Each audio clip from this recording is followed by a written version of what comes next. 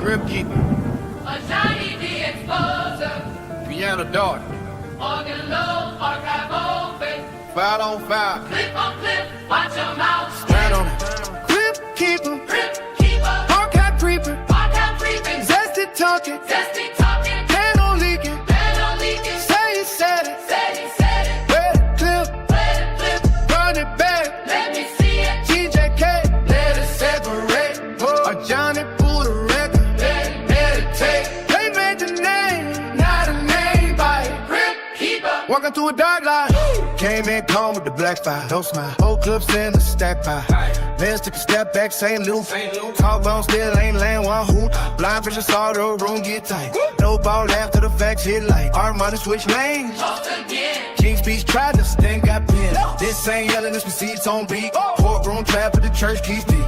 No one can shake. 808 now. Every lie you told got a time on the clock. They throw jokes. He let it breathe. Then bring the footage back from underneath. Zesty Jeffers wanna live with no tape. OT in the cut like it might be too late. Run it back. Run it back. Line for line. Line for line. No escape. No escape. From your time. They love my cool, but the rules got hoes. Move that scale every time Ron rolls. MVPs, count to Russell of driving 5G treated like they ain't alive. Scoring count to the record got passed. Then longevity became a new man. Every standard came wrapped in fog. Johnny peel it back, now the room go dark. You don't need volume. He ain't got sequence. First claim that's control. Show no weakness. I don't get loud. He let him talk. Then the whole clip piles like chalk on the wall. They say he does smoke. He bring the whole out. Say he switched up. He bring the whole out. Say he got cooked The up. hub don't say no. Archive got teeth when the lights get low. File on file. Clip on clip. Watch your mouth. Stand on it. This where them rules where the lies get dressed. But fake wins live off deleted mess. Click little panel. Quick little play. Then pray nobody say Save the frame. why don't you got eyes? Page unknown. Screen in the door. Post stream clone. One no quote. One fake angle. Not a whole YouTube.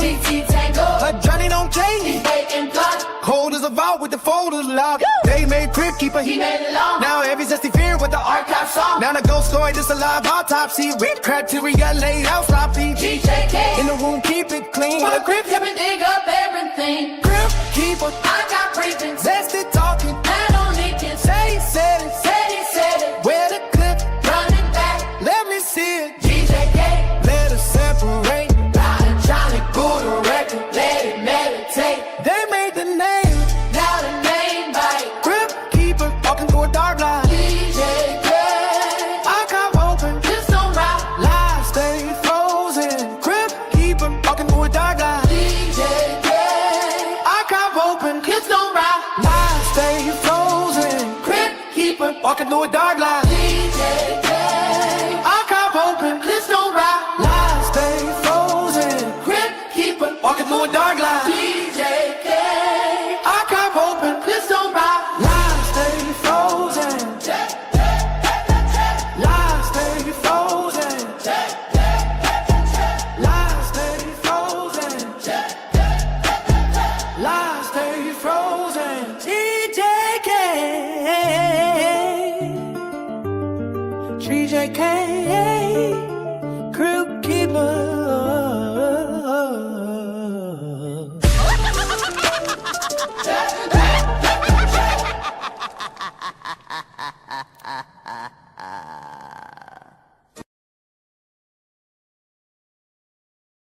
Welcome to Zesty Jeffrey Cemetery, where we have identified, marked, and cataloged all Zesty Jeffreys for their final resting spot. No longer will you hear Zesty Jeffrey logic like 6-0 and the toughest era ever. This is where all of that ends, right here at Zesty Jeffrey Cemetery. Subscribe to the GOAT James Kingdom channel and also check out the GOAT James Kingdom membership.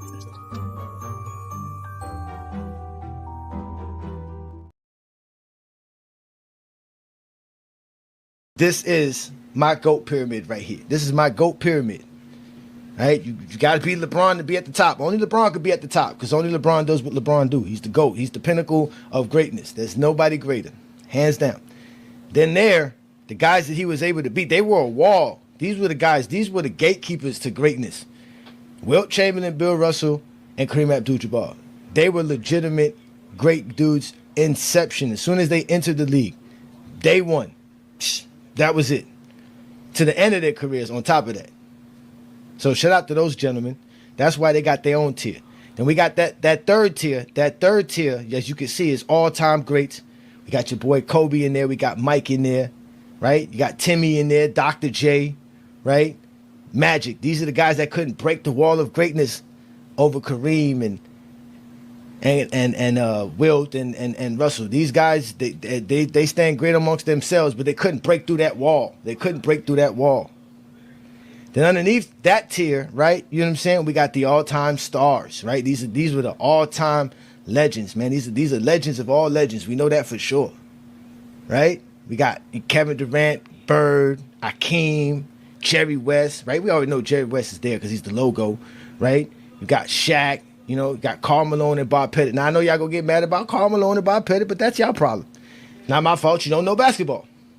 Then finally at the bottom, we got the impact players, the all-time impact players, right? You got Hondo, Oscar Robinson, Kevin Garnett, Stephen Curry, Pippen, yes, Pippen, ladies and gentlemen, David Robinson, Moses Malone, Dirk Nowitzki, and obviously CP3.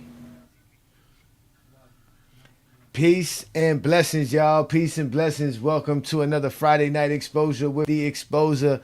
I'm your host, Ajani, The Exposer, representing GOAT James Kingdom to the finest and to the fullest. Y'all already know what to do, man. Hit that subscribe button if you're not a subscriber to the channel. After subscribing to the channel, make sure you hit that like button on GJK content. And also check out the GOAT James Kingdom membership, where, like usual, we are the only people around here that actually talk basketball and watch basketball as well. Thank you for joining me on another beautiful Friday night, as we do this every Friday night right here on the GOAT James Kingdom platform. I'm your host, Ajani, The Exposer, here to have some fun with you guys on another beautiful night. So again, thank you for joining here. Make sure you share the live too as well, and follow us on all other platforms. As you guys know, GOAT James Kingdom is available on Facebook, Instagram, TikTok, Twitter, Discord. We are the best place to talk the game of basketball, and I'm obviously the best representative for the LeBron James camp, for showing why LeBron James is the GOAT, and obviously GOAT James Kingdom is where everybody meets up at to have that kind of conversation. So with that being said, tonight's show is about kind of the GOAT debate, obviously. You know, it's the dead heat of the summer, right? We're in the middle of July. It's really not much going on in the NBA right now. LeBron got everybody on a standstill. So, you know, obviously this is the perfect time to start making some evaluations on our all-time teams, and obviously just hashing up on old film and watching basketball. But let me give some shout out to some GJK members in the building. Let's give Twain Gant a holla. Peace and blessings, young man. It's always great to see you. Shout out to my boy Tay in the building. Peace and blessings, young man. It's always good seeing you. Shout out to my boy Chris in the building. What's good? We got King Money Fly in the building. King Money Flizzy. What's good, bro? Peace and blessings, man. Thank you for joining me again. Shout out to all of you guys who support what we do here. Adrian Knight, I do see you in the building as well. Shout out to y'all, man. Again, shout out to all the GJK members and all the GJK assassins. Thank you for your support, as usual. But y'all know I came to bring the fire and I came to bring the smoke today, because, you know, I always tell people here in GOAT James Kingdom, we don't make shit up. We look it up, right? And as I've been taking a chance to take a look at my you know, top 30, I think the last list I made was a top 30 list, was 2 years ago in 2024. It was really over 2 years ago. So I made that list, right? And obviously, you know, people got upset because my list is my list, right? And I go off of my stats, my accolades, and obviously the achievements with what goes on in the league and the NBA. So, but I came up with this GOAT pyramid because, you know, on TikTok, you know, these dudes on TikTok, they be coming up with all kind of little prompts, and they have this little thing called tiers. They created this thing where they don't have GOATs, they don't have like rankings, they don't have top fives, top tens. They have tiers, you know, and some of them have, you know, LeBron as the top tier. Some have Jordan as the top tier. Some you'll see with Kobe and Jordan as the top tier. Some you'll see as Mike and LeBron as the top tier. But here I said to myself, let me make my tier. Let me put my stuff together and put everything together. And obviously after Kevin Durant's, you know, passing of 30,000 points, 16 All-Stars, 12-time All-NBA. I said, man, it's about time I allow Kevin Durant to be in my top 25. But now, as you can see, I got him on here as well. I got Kevin Durant top 10. So, and I can see him continually get, further and further higher on my list as his career continues to go. But that's beyond the point. The point was I started realizing was how much longer am I gonna hate on Stephen Curry? As you guys can see, Stephen Curry's down at the bottom, right? That's what tonight's program is about. Is Stephen Curry really not a top 20 player as we speak right now? What makes Curry a top 10 player like some people think and want to put him as? And it's always the same thing I hear with it when people say he's top 10. It's the silly thing called gravity, that supposedly he changed the game, and that he's the greatest shooter to ever play the game of basketball. Well, we know the greatest shooter to ever play the game of basketball doesn't make you a top 10 player, so we can scratch that off the list. They say he changed the game. Now, are there 10 other players that have changed the game of basketball? Because there's players that's changed the game of basketball that are not in the top 10, if I'm correct. But let's just say Stephen Curry's impact is major because a lot of people want to give him credit for the three-point NBA. I just think he took advantage of the three-point NBA. I don't think he was the reason why the NBA started shooting three-pointers. But there's that aspect of it, right? And then, like I said, there's the what was the first thing I said? So I said it was the fact that the gravity. That was the last thing, right? The gravity, right? And this is again a made-up term, fake term for Stephen Curry. If gravity is a thing, then that means there's a lot of great players that don't have gravity, right? Because they just don't. And there's a lot of players who y'all would consider quote unquote role players that don't have, that have gravity. So guys, like I said, like a Duncan Robinson or a Kyle Korver has gravity. You gotta, they have the same threat as hitting a three as letting Stephen Curry or Ray Allen catch and shoot for a three-pointer. These guys can catch and shoot. So I don't believe in the gravity. So Stephen Curry's stats and accolades and achievements would have to put him up there. But when we talk about his milestones and his records, he don't really have any records. Besides him having that one phenomenal season, which he didn't win a championship in, and the fact that he has all these three-point records, he doesn't really have any real milestones and records. So with that being said, let's go to his stats. And then we go look at his stats. Again, his stats are not that, that incredible. The best thing about his stats is the amount of three-pointers he's made compared to everybody else in league history. But his points, again, he just cracked the 25,000 mark last year, or the year before last, not in 2026, but in 2025, because he played like 40 games this year. And he definitely has over 26,000 points. So he had over 25,000 before entering the season. But that's good numbers. Being over 25,000 is great numbers as well. He's also has over 4,000 playoff points, which is also another great number to have. So you have that aspect of it for his career. You have those numbers. So that makes him a great scorer, like I've always told people. But that's not enough. Like, what else does he have? Okay, so now we got to go to the accolades because he doesn't have really nothing in the stats. Then if we go to accolades, he has the 2 MVPs. He has the finals MVP. He has 11 All-NBAs, which does help him, which is why now I'm starting to say, is he really a top 20 player? Because first of all, to crack my top 10, you got to be a 10-time All-NBA player for sure. But Curry's definitely a top 10. He has definitely 10 All-NBA teams, but he doesn't have enough still because there's a lot of players who have 11 or more All-NBA selections, right? And for an example, Bob Cousy has 12, which is more than more than Curry and Bird, I think, too, as well. My top 5, you already know, but my 5 through 10 is obviously Michael, Duncan, Kobe. No, I'm sorry, Duncan, Dr. J, Kobe, Magic, KD. So that's my top 10. Yeah, because KD and Malone have done more than Curry. They both have milestones that Curry hasn't reached yet. They both got over 30,000 points. Let's not forget what Karl Malone has. They have more All NBAs than him, more All Stars than him. They're definitely accomplish more. That's the point. They accomplish more. Again, every time we've done the list and I've formulated this stuff, Stephen Curry never cracks the top 30, man. I think the highest he ever got was like 28. And let's not even start when we start adding like the analytics to it too as well. The analytics doesn't help Stephen Curry at all. Only the true shooting helps Stephen Curry when we talk about analytics. So again, this was stuff that I did like 2 years ago. Stephen Curry has played twice. He's made an All-NBA team since then as well. Again, he's an 11-time All-NBA player. He's a 2-time league MVP. He's a 1-time Finals MVP. I think he's a 12-time All-Star, if I'm correct. I think he has 12 All-Stars. He has 26,000 points. He has 6,000 assists. He has just under 5,000 rebounds. But that's kind of really it. Like again, his shooting is great. He has the 3 points. He has the most 3-pointers in the playoffs, most 3-pointers in the regular season, and he has the 4 championships. But is that enough to really put him ahead of someone like Carl, which I got like around 15, 16, 17? Maybe. We're going to find out because this is what I want to do, right? Because this is what got me thinking. I'm starting to think that I need to add a winning category to the GOAT criteria we have here in GOAT James Kingdom, where it's just a category that really is for players winning.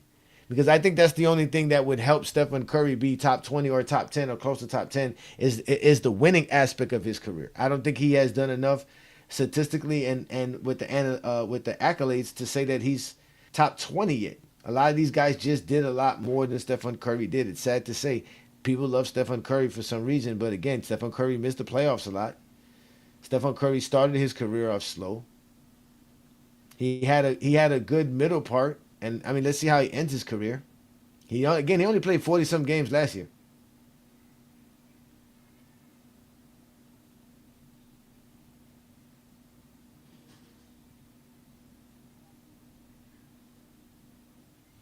I don't know why y'all so upset and angry around here. Yeah, gravity is made up. I don't want to hear this stuff about you guys. Appreciate that, Iron Man. He says we have the worst takes ever. Of course, that's all y'all do is cry. At least we back our takes up. Shout out to my boy Philip. Like I said, man, we back our takes up, man. I can prove it. Like I said, the last time I did what was it? I did a top 50. Was it a top 50? Stephen Curry was like 30-something, man.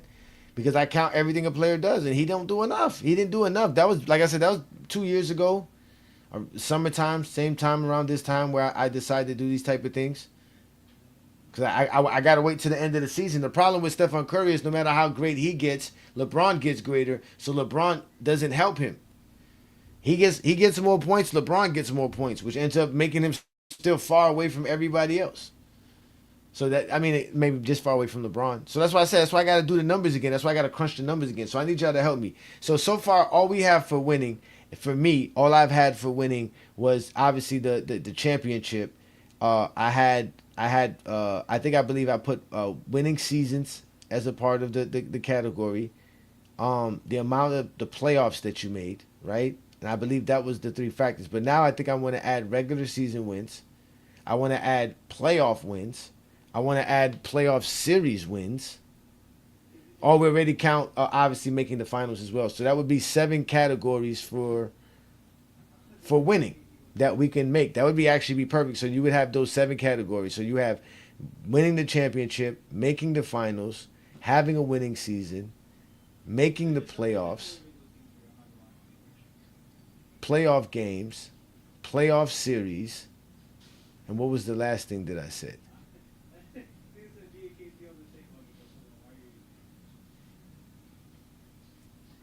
Oh my God, you guys always crying. Stay crying in the comments. GOAT of the quarter century. What did he do? What did Stephen Curry do? That's what I be wanting to know. Y'all always say the same stuff. It's gravity for Stephen Curry. It's changed the game. Or he beat LeBron. Blase, blah, blah, blah. None of that makes you a great player, man. I'm starting to realize that if like LeBron James didn't play basketball, y'all wouldn't have no way to formulate who's a good basketball player or not. The other day we was on somebody's live on TikTok and they were trying to tell us how Stephen Curry's the GOAT, and the first thing they ran to was talking about how Stephen Curry was better than LeBron. He didn't whoop LeBron. KD whooped LeBron. That's why KD is higher than him. He didn't whoop LeBron. KD whooped LeBron. That's the difference. He beat an injured LeBron team in 2015. After that, every time he's faced LeBron, he lost. He lost to LeBron in 2021. He lost to LeBron in 2023. Not to mention, he lost to LeBron in 2016. So, yeah, no, Stephen Curry didn't beat LeBron. Kevin Durant beat LeBron. That's why Kevin Durant went to Golden State, so that they can beat LeBron. So it was Kevin Durant. That's why he won those 2 Finals MVPs. He was the best player. And after 2018, y'all were calling Kevin Durant the best player in the world. All you Zesties were doing it. I remember because I was there. I remember. And it wasn't until Stephen Curry won in 2022 and Kevin Durant couldn't win in Brooklyn that y'all all switched y'all tune and y'all acting like y'all got amnesia. So again, I ask, what makes Stephen Curry a top 20 player? I have yet to put a formula together that can make him top 20. This is why I'm going to add winning. This is why I wanted to write this down. Matter of fact, let me go ahead and just pull this up right now. I'm going to go ahead and do that while we got an opportunity to do that, man. Again, welcome to the Friday Night Exposure with The Exposure. I'm your host, Ajani, representing right here on the GOAT James Kingdom platform. Shout out to everybody who's also watching on FYF Sports Debate. Shout out to Lamont, a.k.a. Scammont. Stay scamming. But shout out to you, Lamont, man. It's always great to see you here, brother, doing your thing. So let's see what we have here. So, all right. So let's do this. Oh, and this is another thing too. We're gonna talk about the honorable mention. So let's formulate this idea I want to put in my mind, right? So this is the GOAT James criteria for Ajani's top 10 player. Oh yeah, we about to have some fun with this, Zesties. We about to have some fun. GOAT criteria for Ajani. For Ajani. Yeah, I like that. I like that. So what we're gonna do? We're gonna highlight this. We got the Greek Freak too. Y'all don't forget that, y'all. Miami got the Greek Freak. Get mad all you want to. Argue with your mama, nigga. We got the Greek Freak. All right, so we're gonna start with winning, right? So we need to represent winning. What's gonna be the aspect of winning? All right, let's turn that off, right? So for winning, right, we got to put the bulletin point. Let's put the bulletin there. Let's put the number 1. So for winning, we got championship, rings. You got to win the title. Number 1. Number 2, finals. You got to make the finals. 3, you got to make the playoffs. If you don't make the playoffs, it don't even matter. The only way to win the championship is if you make the playoffs. Then you got to win playoff series, right? So we got playoff series, right? So let's put playoff series. Well, I'm just going to put series. I don't have to put playoff series, right? Playoff series, right? Then we got playoff games, right? So we got playoff games. Oh, Zesties, don't be mad. We know Jordan ain't number 1 in none of these categories. What else we got? Oh, we got regular season games, right? We got regular season games. Oh, so that's what I got. Regular season games. Okay, so we got regular season games. Oh, and we got winning seasons. So there we go. So that's what it is. So we got winning seasons. So that's what made 7 right there. So we got rings, finals, right? Playoffs made, right? Series won. Let me go ahead and put this, man. Let me put playoffs made, right? Series won, right? Playoff games won, because that's what we're doing right here. We're talking about winning. This is the winning category. Regular season games won and winning seasons. So that's 7 categories that we can add to the GOAT criteria that can help Stephen Curry be in the top 10.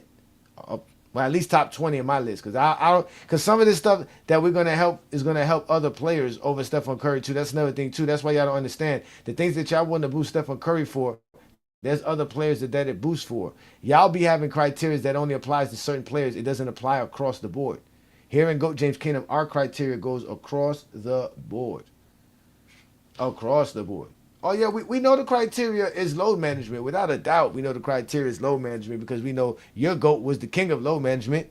The man took 19 years to play 15 NBA seasons. Basically, they had 4.5 seasons off load management. So don't even start there. Don't even start there at all. So let's get back to this criteria. All right. So now we have the aspect of winning. That's what we need right there. I like that. We are formulating ladies and gentlemen, we are formulating us a good thing here. This is good. This is good. This is good. All right, but let's see if we can turn this off. No, there we go. We turned it off. Right? So again, we're gonna have a winning part of this criteria. Again, y'all gonna help me do this. If y'all want to, y'all let me know. We're gonna have rings, finals appearances, playoffs made, series won, playoff games won, regular season games won, and winning seasons. These are all going to be things that's going to help us get Stephen Curry in the top 20 because everything about him is winning. Because again, if we do off just the stats and the accolades and achievements, it's not enough. He hasn't accomplished enough yet. But he's accomplished enough now to get the recognition. So we also got to talk about the honorable mention players, right? We got to talk about the honorable mention players because there's going to be some players here that might be able to crack the top. That might be able to crack the top 25 that I don't have listed here on this particular pyramid. Because see, this pyramid right here is for the players that I think that are kind of in the top 25. So obviously, if we want to go down the list again, we can go down the list so that you guys can see. Y'all know LeBron's at the top, right? So we got LeBron at the top, right? And then we have Wilt Chamberlain, Kareem, and Bill. We got Mike, Kobe, Timmy, Dr. J, Magic. Then we got Pettit, Carl, Shaq, West, Dream, Bird, KD. We got Hondo, Big O, KG, Curry, Pippen, David Robinson, Moses, Dirk, and CP3, right? So obviously the top two pyramids is the top four, right? Then you go down to the next one, you got a top 9, then you got about top 16, then eventually you get to the top 25.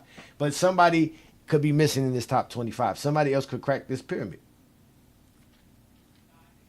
What you mean you can't see the list?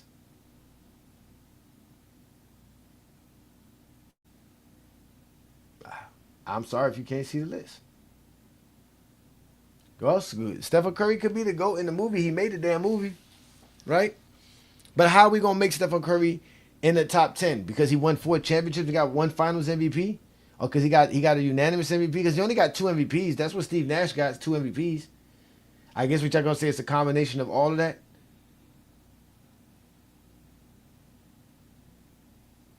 Does that make him better than Shaq?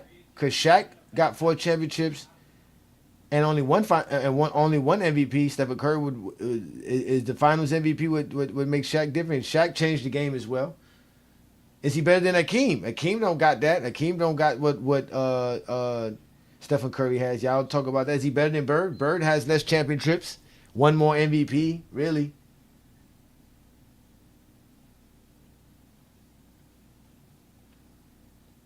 Oh yeah, we already said that. Yeah, Pippen was the man, son. We see that. The film says Pippen is better. We're not the ones who say Pippen is better. The film says Pippen was better. When you watch the film, you realize how good Scottie Pippen was.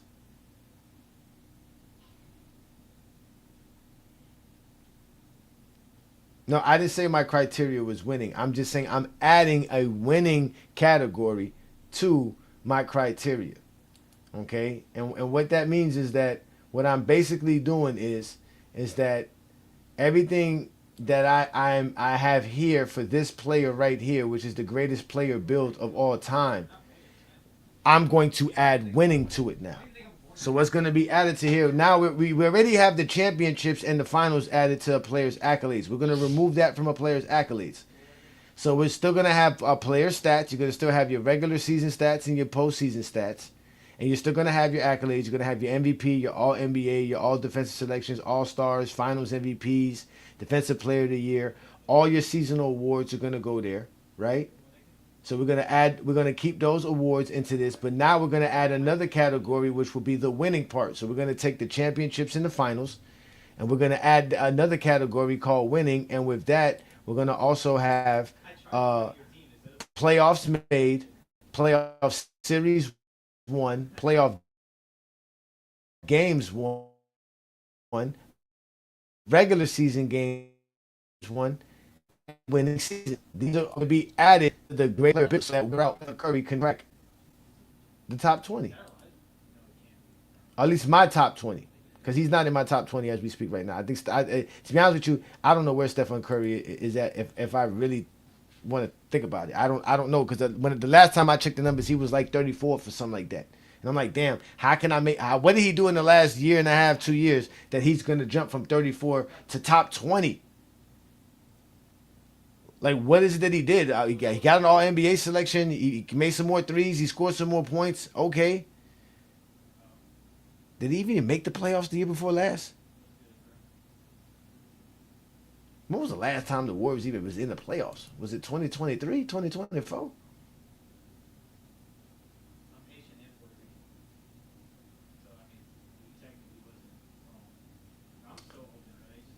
I'm not adding that. That's why it's different, Aaron. That's why it's different. I'm not adding that. That's why I'm separating the winning. The winning is going to be separate from everything else.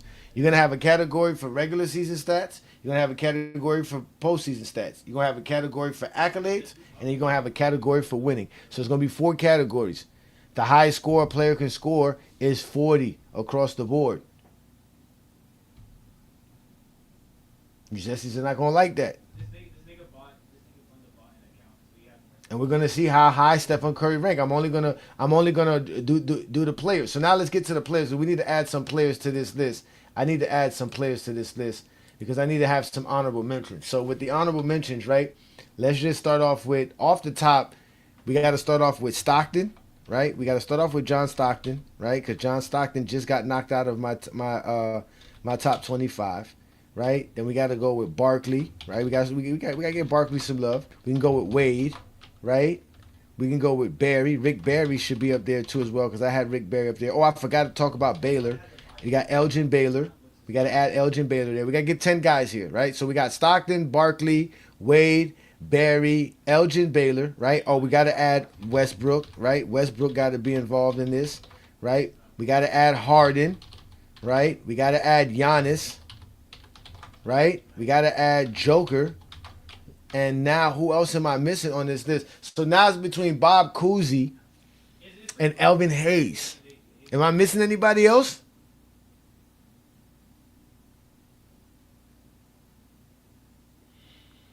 Now, you can't add the in-season tournament wins because it's not enough. This is like the finals, the conference finals MVP. There's not enough to add to it. It has to be, there's not too many, there's not multiple winners of it. It's not really, yeah, it's not really not. SGA hasn't done enough. It has to be, you had to be drafted before 2015. All the guys that I'm naming here were all drafted before 2015.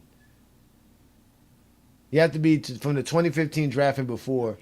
If you were drafted after 2015, you still got a lot left to prove. So I got John Stockton, Barkley, Wade, Rick Barry, Elgin Baylor, Russell Westbrook, James Harden, Giannis Antetokounmpo, Joker.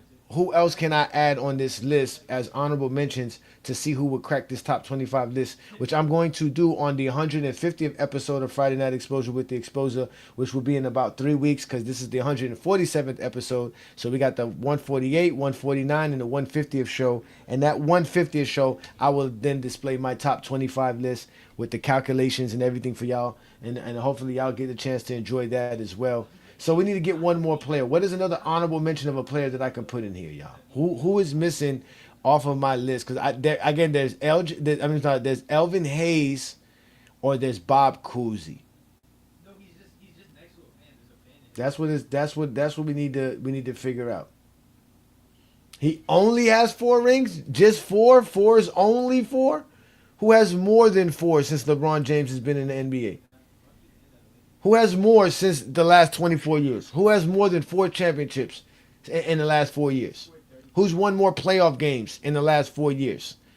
Who's won more playoff series in the last 4 years? Who's made the playoffs more in the last 24 years? Who has more MVPs in the last 24 years? Who has more finals MVPs in the last 24 years? You Zesties got to stop trying to talk basketball with GOAT James Kingdom and just sit in your Hubbard, your little cupboard and crying, man. That's what all y'all can do is sit there and cry.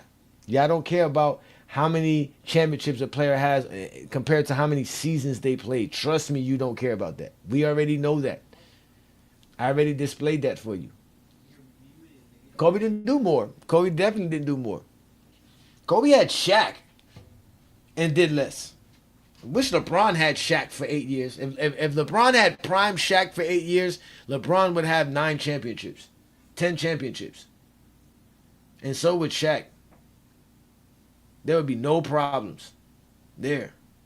There would be no arguments, none at all, none at all.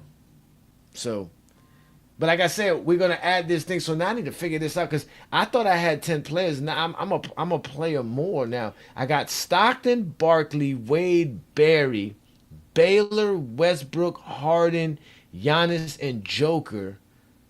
Then that means I would have to go with damn, who would y'all say is the next player up on that list that we can put on here that would be at least a top 35 player in NBA history? And don't say no silly names like Patrick Ewing and silliness like that. Like nobody cares to think about none of those bums. It has to be somebody really, really good that I'm missing right now on this list.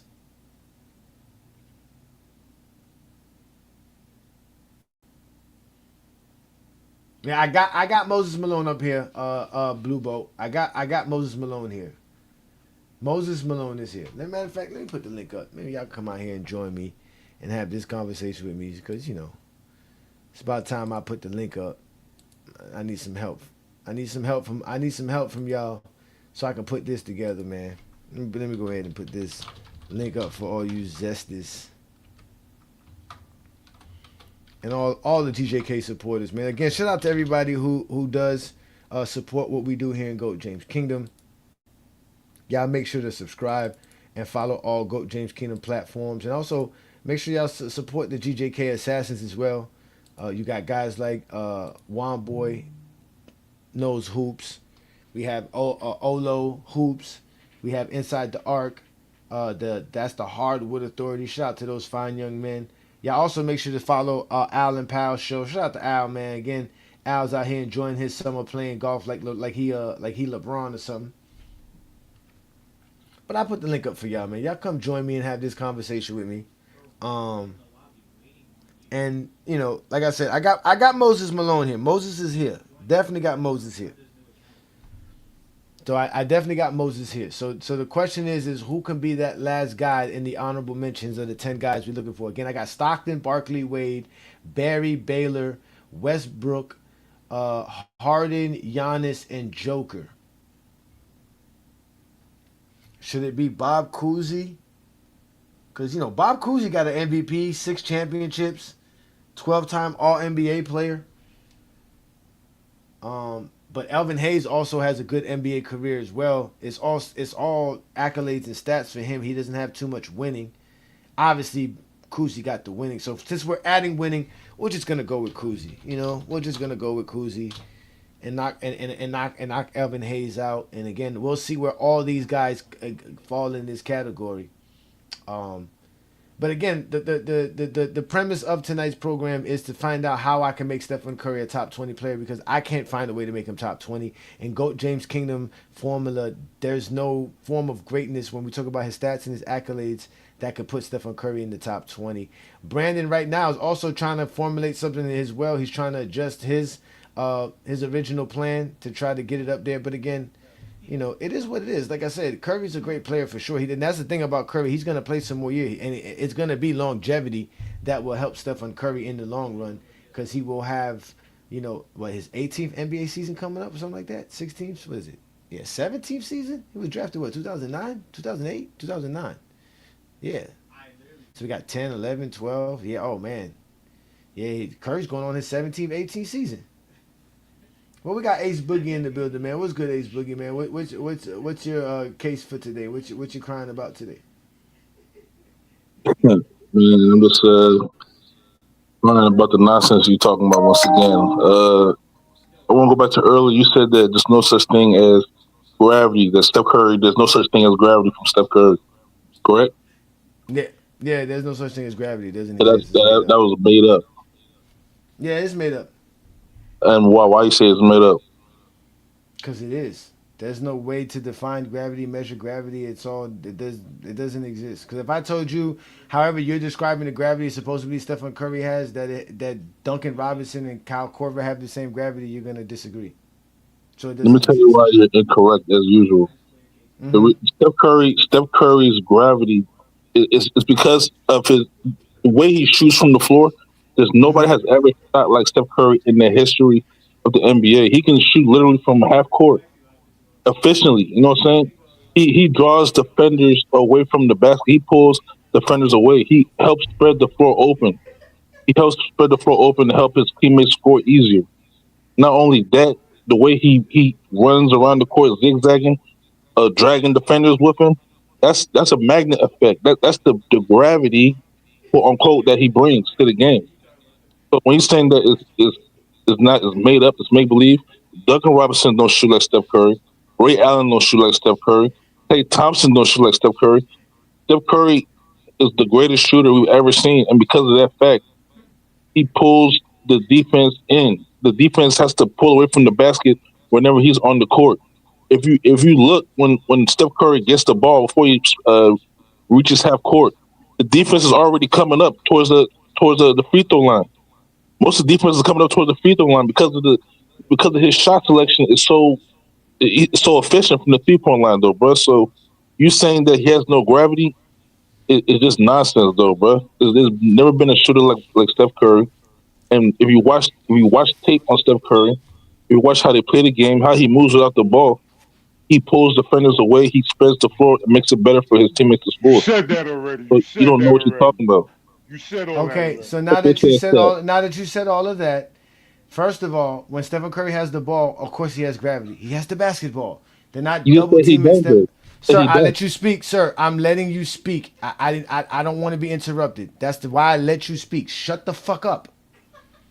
So now, again, when Stephen Curry has the ball, it's no different than anybody else. Yes, do they go grab him at half court?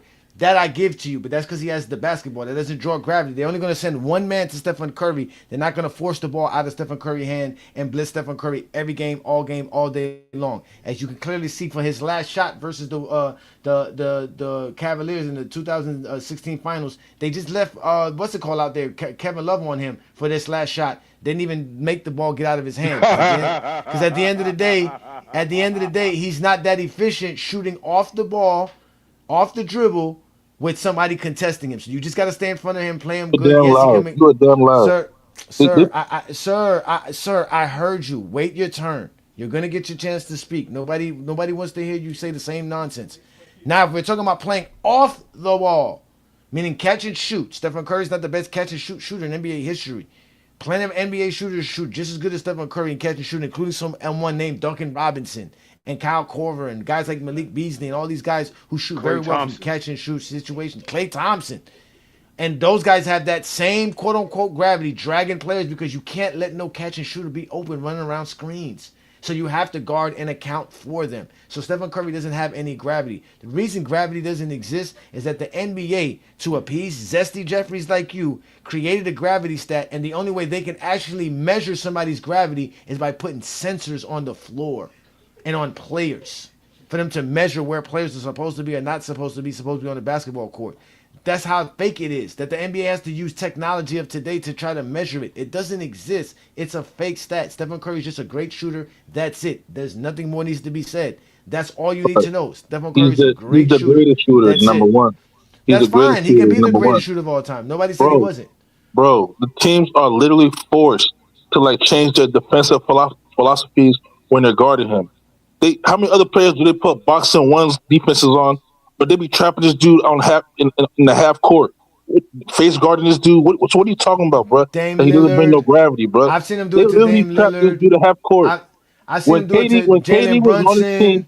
they was literally double They do teaming the same Steph thing for Curry. KD. And They I was saw double that. teaming Steph And Curry I while saw KD was on the and court. I saw a team double team Kyle Korver and left LeBron James alone for a dunk.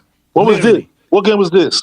Against the Cavs. It's there. It exists. I That's ain't what I'm like shit, saying. bro. They never double no damn Kyle Korver. Yes, they double team, and Pull the you game not up. not Pull the now you're game gonna up. get mad at. Now I'm Pull gonna the have to pull up the game. You Zesties don't know this. We've shown this film before. We've shown Kyle Korver go get double teamed to leave LeBron James open for a dunk the same way they did for Kevin Durant and Stephen Curry. Because you can't leave a catch and shoot shooter who is deadly from the 3 point open. You must What game guard was them. that? That's What game was no It that? was difference.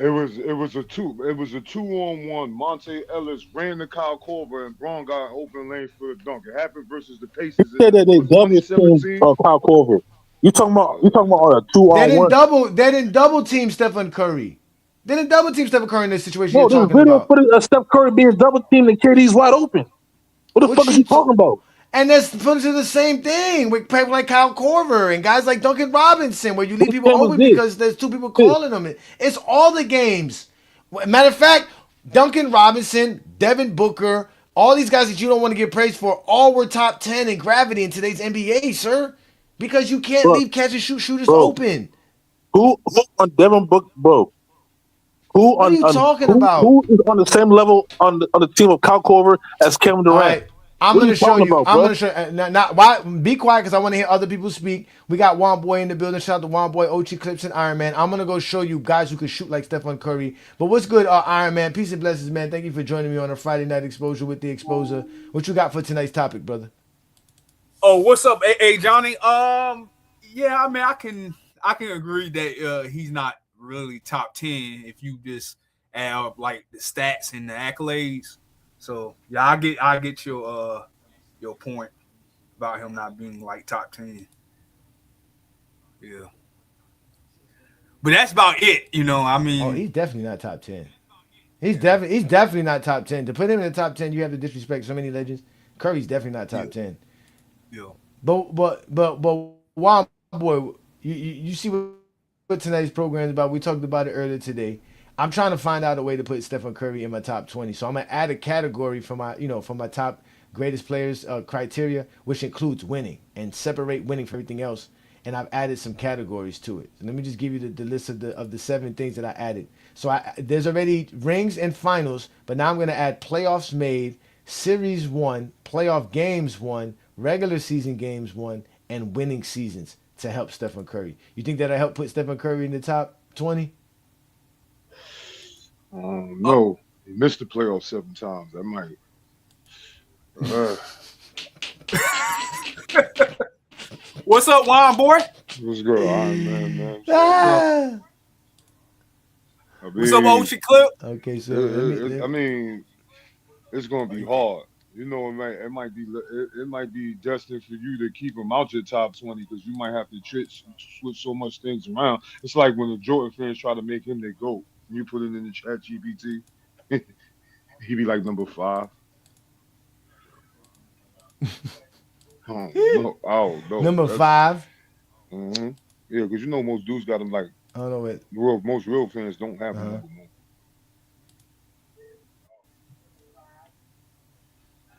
He shouldn't be number It, 1. Okay, so it, catch and shoot.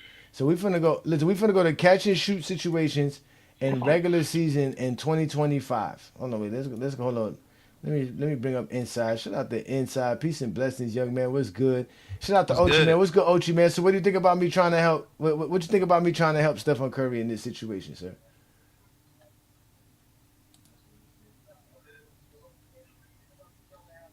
All right, let's do I this. agree. All Facts. right, let's I see. agree, man. Appreciate you, Ochi. All right, so let's go. So He don't know nothing what's about it called? basketball. He said he agreed with no And context behind it. and uh, and so check this out. So in 2025, right? Stephen Curry shot 43% from 3-pointers, right? In catch and shoot situations. Right behind him was Royce O'Neal, who took the same amount of shots as Stephen Curry in catch and shoot situation and shot 42%. That's not that much more gravity. It's 1 more percent. Then we got Porzingis, who also shot 5 3-pointers per game in 2025 season. He shot at 42.7%. That's under less than 1%. What's it called? Klay Thompson, 42%. Let's go to Mike Beasley. He shot 43%, taking 7 shots per game. That's also better than Stephen Curry. So again, we have all these players who are shooting. Let's go to another player. Peyton Pritchard, shoot 44.5% in catch and shoot situations. You think no team's not they're just gonna let what's his name catch and shoot the ball? He's shooting 44.5% Pritchard.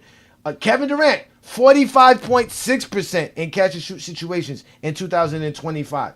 Again, Stephen Curry is not the only player. Another player, Isaiah Joe, who played for the OKC Thunder shooting 4.5 3-pointers per game at 45% catch and shoot situation, sir. Again, you're not going to leave him wide open. Grayson Allen, 43% with 4.5 shots at catch and shoot situations in 3-pointers. Sir, there's plenty of players that have this quote unquote gravity, but you won't give Bro, it to you them, can and be that's why it doesn't exist. anyways all you want. None of the players are the same type of shooter as Steph Curry, either catch and shooting or off the dribble, bro.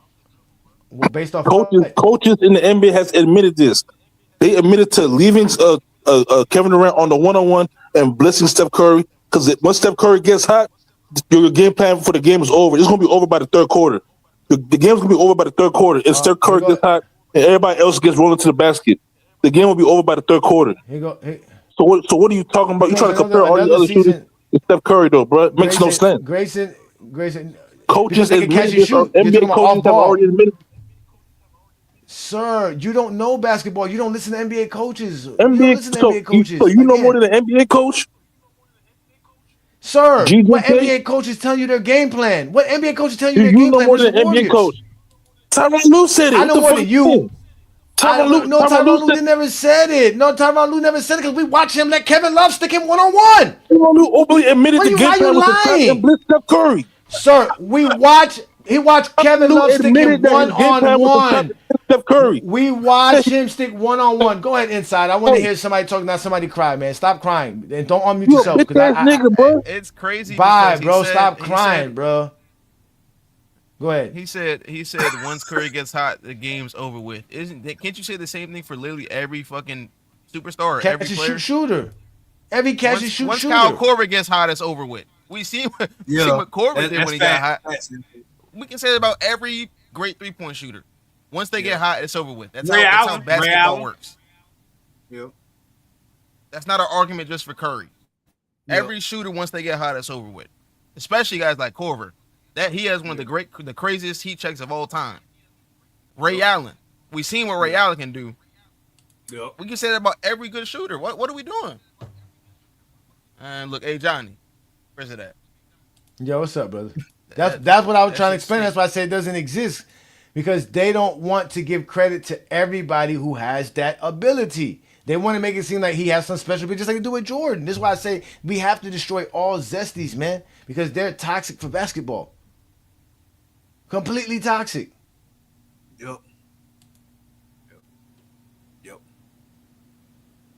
So let's see if I can find out pull up in 2025. Let's look up pull up, but this is just pull up jumpers in general. Let me see if I can find Stephen Curry's pull up jumpers in 2025. Let me see where he's at anywhere in this category.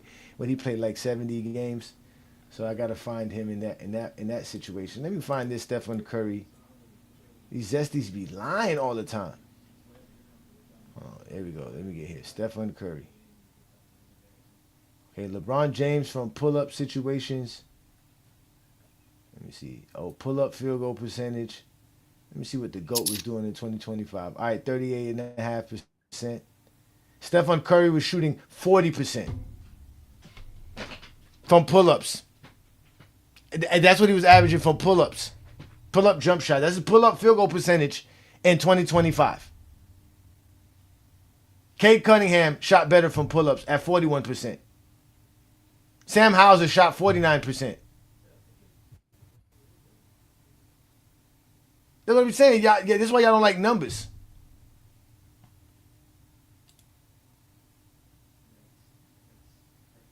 But zesties are going to lie. Because that's what they do best. We got Aaron here. Aaron's going to tell us some more lies. How can I make Stephen Curry top 10? Besides making up some fake shit. A top 20.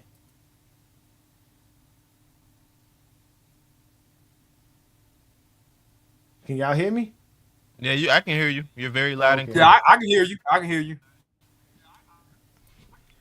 Okay, I just want to make sure I got the zesties all quiet. I guess they're not. They gone. Oh, I kicked the one off. The one off. He was upset. He's mad. I was bringing up numbers. Y'all always tell me I lie, but y'all can't point out to where I lie at. I just pull up LeBron's pull up percentage. It was 38.5%, 1.5% less than Stephen Curry. And that's LeBron in year 22, 23. No, 22, because that's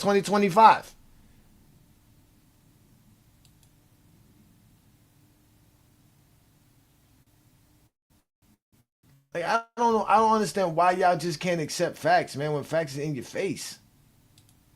Oh, wait, let's go to a year Stephen Curry won a championship, right? In 2020, in 2022. Let's go to that season. So they don't say I we're nitpicking. You know, they love to say, "Hey Johnny, you nitpicking, hey Johnny, you nitpicking, bruh."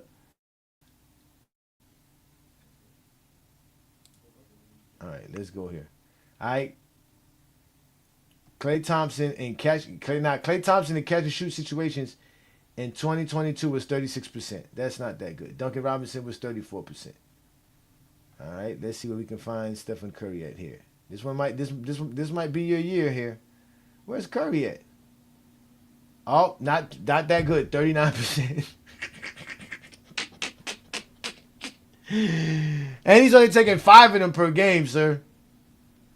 Let me make sure. Regular seasons, I'm looking at it. Catch and shoot, 2022 season, the year they won a championship. Stephen Curry was shooting 39% in catch and shoot situation. You know who shot better in catch and shoot situations in 3-pointers, y'all? Lonzo Ball.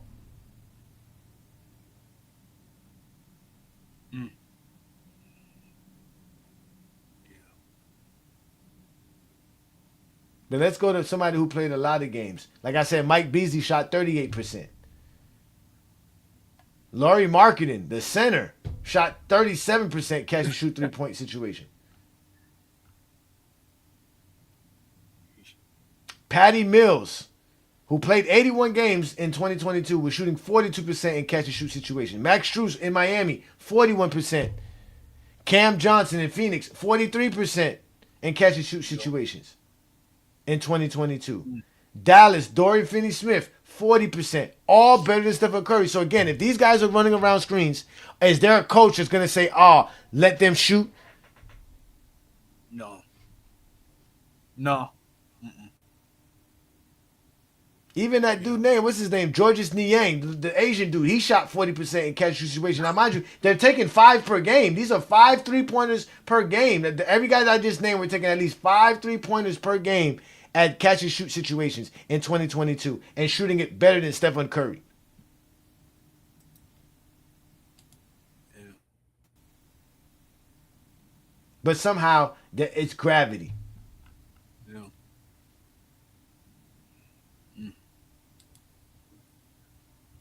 I know it wasn't gonna be nice. I wasn't trying to be nice, anyways. I really wasn't. I really wasn't trying to be nice.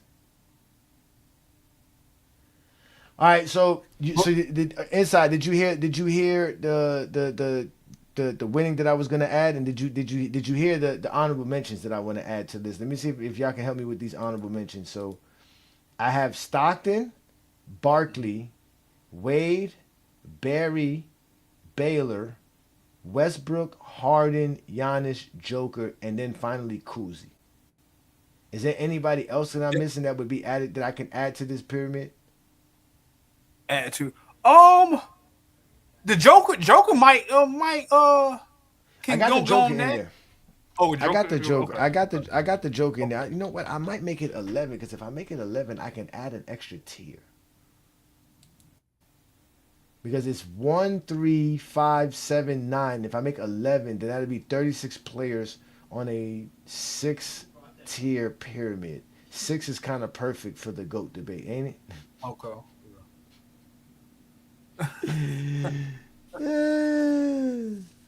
Right? What you guys think? What do you think of that inside? Oh, inside is a little bit busy too. What about you, Ochi? What you think of that? Read some of these comments. Yeah, They both. Yeah, they both busy. I got Hondo in there. Hondo is in there. Why is somebody looking?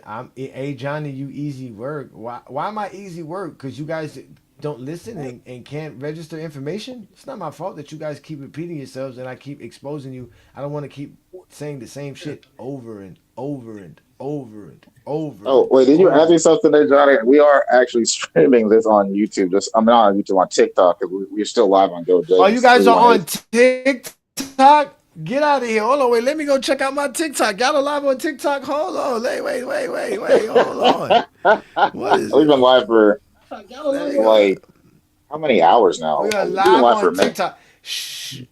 Oh, but y'all not showing my live on TikTok. Okay, y'all just doing y'all live. Okay, let me see. No, we're showing yours. Who y'all? That's exactly what. Who y'all arguing with? Let me see. I don't see y'all on TikTok. Where y'all at? Y'all on Chris's. Yeah, Chris. Shout out to Chris, man.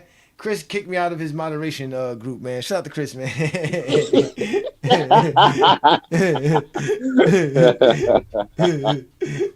Holy shit, that's He funny. said, he was like, that nigga useless. I don't need Ajani for this shit. Ajani just be popping up here and there. Shout out to y'all, because I do be sharing the live though, man. Shout out to everybody who's watching Goat James on TikTok, man. Y'all, thank you for sharing the live. You know, Bubble Boy's not gonna like this. Bubble Boy's not gonna like this. Yeah, Bubble Boy is not gonna like this. Bubble Boy is not gonna like this. He's gonna be like, "Oh, so you letting them do your live?" Well, it's not on YouTube for one. That's number one. Let's start there. They're not showing my live on YouTube. Let's start there. Secondly, I gave him permission.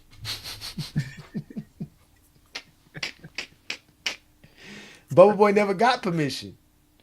Never got permission. Oh, don't let me bring up Kyle Korver. Oh, matter of fact, let's do that. Let's do that. So they said Kyle Korver, right? So let's do that. Let's do this. So let's go to 2018, right? Kyle Korver was on the Cavs in 2018, right, ladies and gentlemen? Yes. Yep. All right, so let's do that. Let's go to the Cavs. Let's go to the Cavaliers. Regular season 2018 catch and shoot situation. Let's get the stats. All right. Kyle Korver shot 46% in 2018 in catch and shoot situations, taking 4 3-pointers per game in the catch and shoot situations in 2018. Chicken. Ladies and gentlemen. Chicken. Barbecue chicken, right? Now that's with LeBron James and all that, right? All right. So let's go see what the Warriors was doing with Stephen Curry and Kevin Durant and Klay Thompson.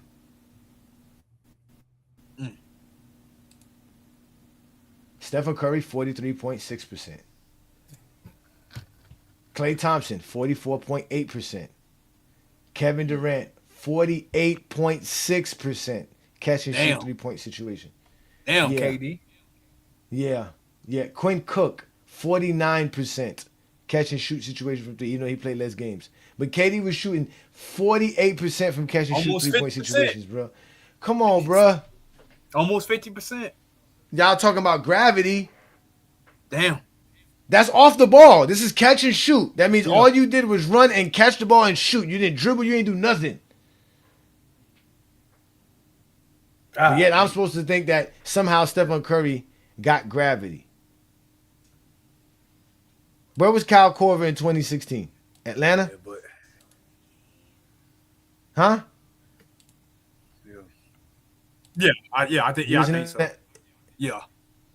Okay, let's go to Atlanta. Yeah, he was in Atlanta. Kyle Korver. He shot 41% catch and shoot situations, 4 3-pointers per game. Yeah. This is 2016, y'all. Let's go to Golden State. Catch and shoot situations. Stephen Curry. Nah. Stephen Curry stepped up this year. In 2016, Stephen Curry was shooting 47.7% in catch and shoot situations from threes. That was one of his best years. Yeah, that's probably his best year. And that's taking about almost 5 at 4.7 per game. But Klay Thompson was taking almost 7 per game at 44%. So you're telling me you're leaving Klay Thompson open? No. Hell no. Even Iguodala was shooting 41%, but he was taking less shots in that situation. 42% from Brandon Rush. I even forgot they had Brandon Rush.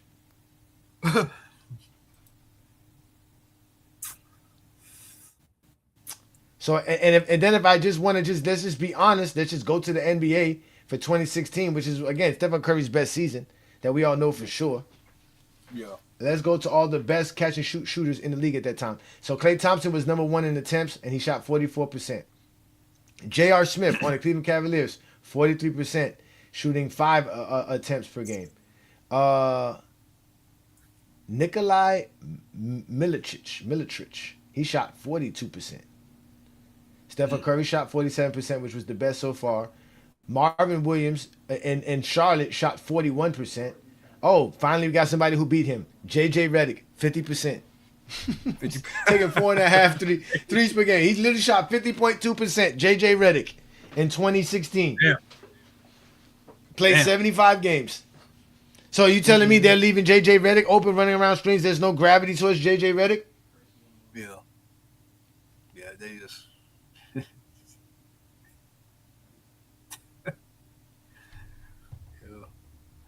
Yeah. They try to put they probably try to put Steph Curry into this greatest point guard of all time. Like how? Like I don't get it. You been hearing that, Johnny? Yeah, because he's listed as a point guard, and so Yo, when you do that, it's kind of like, well, we're just grading players all time by their positions, and if you do that, then he's kind of, I guess, he would be there, right? Because if you look at my list, how many point guards do I have on my list, right? I got basically Jerry West, Magic, Jerry West, and that's it. So he would, you know what I mean? And they love to say he's better than Magic and Jerry West and Oscar, right? Yeah. So they're gonna say he's better than those guys. Stephen Curry is the 3-point shooter, the greatest 3-point shooter of all time. But who was the greatest shooter of? But who was the greatest 3-point shooter before Stephen Curry, and why were they not top 10? Yeah, like Ray Allen, Yeah, why Ray Allen or Reggie Miller is not considered top 10 or top 20 shooting as the best shooter of all time before Stephen Curry stepped on the scene. Yeah, but it's the same thing for those guys. They had more 3-pointers at a higher clip. Reggie Miller had one of the highest clips of all time when he retired. Till Ray Allen came and showed them that I can do it at a higher clip. Then Stephen Curry said I can do it at a higher clip. So what happens when Stephen Curry gets passed? Because there's going to be players that are going to pass Stephen Curry eventually in 3-pointers. There's guys out here taking 10 3-pointers per game now. Yep. And there's going to be guys that's going to pass Stephen Curry. There's guys out here shooting more than 10 3-pointers per game. So in reality, what does that say now for Stephen Curry when you're going to have guys? Because there's guys now who have more 3-pointers at this point in their career than Stephen Curry had at that same time in his career. Ain't Trae Young up there? I don't know if Trae Young's up there, but there's some guys that are up there. I know they were talking about, I forgot who the players' names was, but there were some players that were drafted in the 2020s, though. These were all players drafted in the 2020s. None of these players were drafted because they're shooting a lot of threes. Yeah. That's what I'm saying. Stephen Curry again. Stephen Curry, and we want to talk about who had one of the greatest NBA seasons of all time. 2016 is there, without a doubt. 2016 is one of the greatest seasons in NBA history. Standalone seasons for one player. I wouldn't even doubt that, without a doubt. He said it's better than Curry Jordan's 88 season. He said that Curry broke it in 2016. No, he didn't. I think he broke for the most 3-pointers made in the season. In the season? Oh, okay. I thought he's talking about the all-time record. No, he broke the all-time record later on, didn't it? Didn't he break it? Yeah. So is that what he's talking about? He talking about? Nah, he's talking about the season. Oh, okay, he's talking about. Okay, all right. Okay. Yeah, Stephen Curry was a crazy year for Stephen Curry. You obviously see shooting 47%.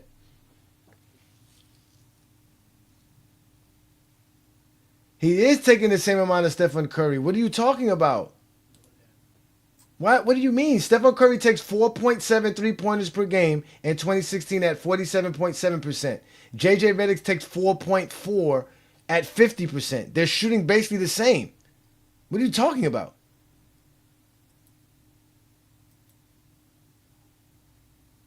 That's the same volume. Stephen Curry shot a little bit more than him, but they're shooting at the same volume. What are you talking about?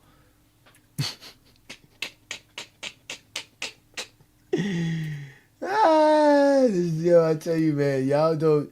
This is what I be saying. This is why y'all don't like NBA.com. I give you 2016. 2016 was one of his best shooting years, but I gave you 2018. We went and looked at 2022. I mean, what else do y'all want, man? Let's go look at 2023 when LeBron beat him in the playoffs. Let's go look at that season. Let's see what Stephen Curry was doing there. Oh, Klay Thompson again. Number 1 in catch and shoot situations. Now, they talk about volume. Klay Thompson is taking 8 shots per game in catch and shoot 3-point situations in 2023, shooting 41%. That's trouble. That's all he does is run around and shoot, catch and shoot. I gotta worry about him. He clearly has gravity. Stephen Curry is nowhere to be found. All of these players that you keep bringing up are either at the same volume as Curry in catch and shoot situations, a little bit under or over. So why are they even bringing up volume? Because you're bringing up the volume when you're saying these numbers. No, check this out. Check this out inside. No, check this out, right? So in this season, right, 2023, Stephen Curry shot 5 per game at 41.6%. Michael Porter Jr. shot more at 5.5 at a better rate at 43.8%. Al Horford shot 5 3-pointers per game in catch and shoot situations in 2023 and shot it better than Stephen Curry at 44.8%. Yeah, they can't use the volume argument because your argument right now, what you're talking about is catch and shoot situations. That's what they're talking about. Work. Exactly. That's what they talking about. Hold on, wait. Stephen Curry's other teammate, 5 3-pointers per game. Wiggins, the guy who they say they can't shoot, that's on Miami, 42% better than Stephen Curry in 2020. In 2020. 2023. Yeah. Wiggins had a good year that year. I mean, he only played. I think he made the All Star too. I think he made the All Star. No, it was the year before he made it. But again, it was year. Okay. But again, we're talking about averages here, so it really shouldn't matter. He's shooting at the same volume. He's taking 5 per game. No matter how many games he's playing, he's shooting it a lot. That's a lot of shots in a game, ladies and gentlemen. To take 5 catch and shoot situations, that means they drew up 5 plays where you was able to catch and shoot the ball. That's not easy to get. Sometimes you run around the screen, the ball don't get to you. Mm-hmm.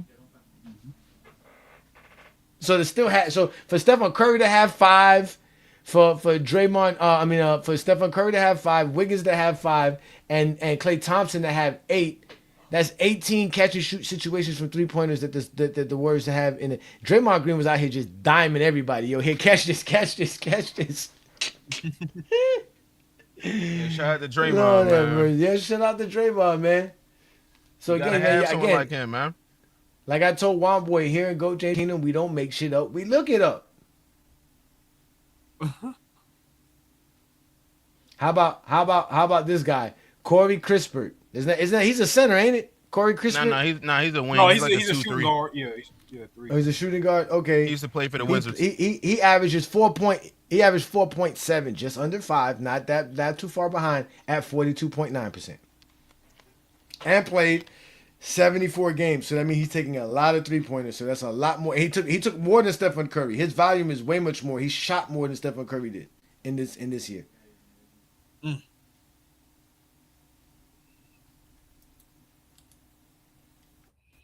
Yeah. So you got to ask yourself before you decide to come up and go James Kingdom and say some silly shit. Is the exposure worth it? You gotta ask yourself that. Because it's not worth it, ladies and gentlemen. It's not worth arguing when you don't know basketball. It's just not.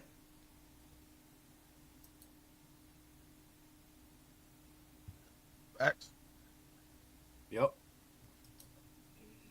He said, you 2 cents say the NBA is the .com is the devil. I the funny thing is I can hear him saying it too. I can hear him saying it. That's what makes it so funny. I can literally hear 2 cents saying it in my head right now. I hear him saying, you know what, Ajani? The NBA.com is the devil.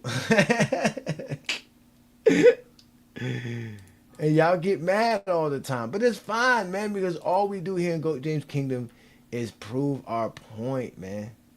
He says stop overthinking it. He said there's too much numbers inside too much numbers. Yeah, can't do the math. Too much calculations.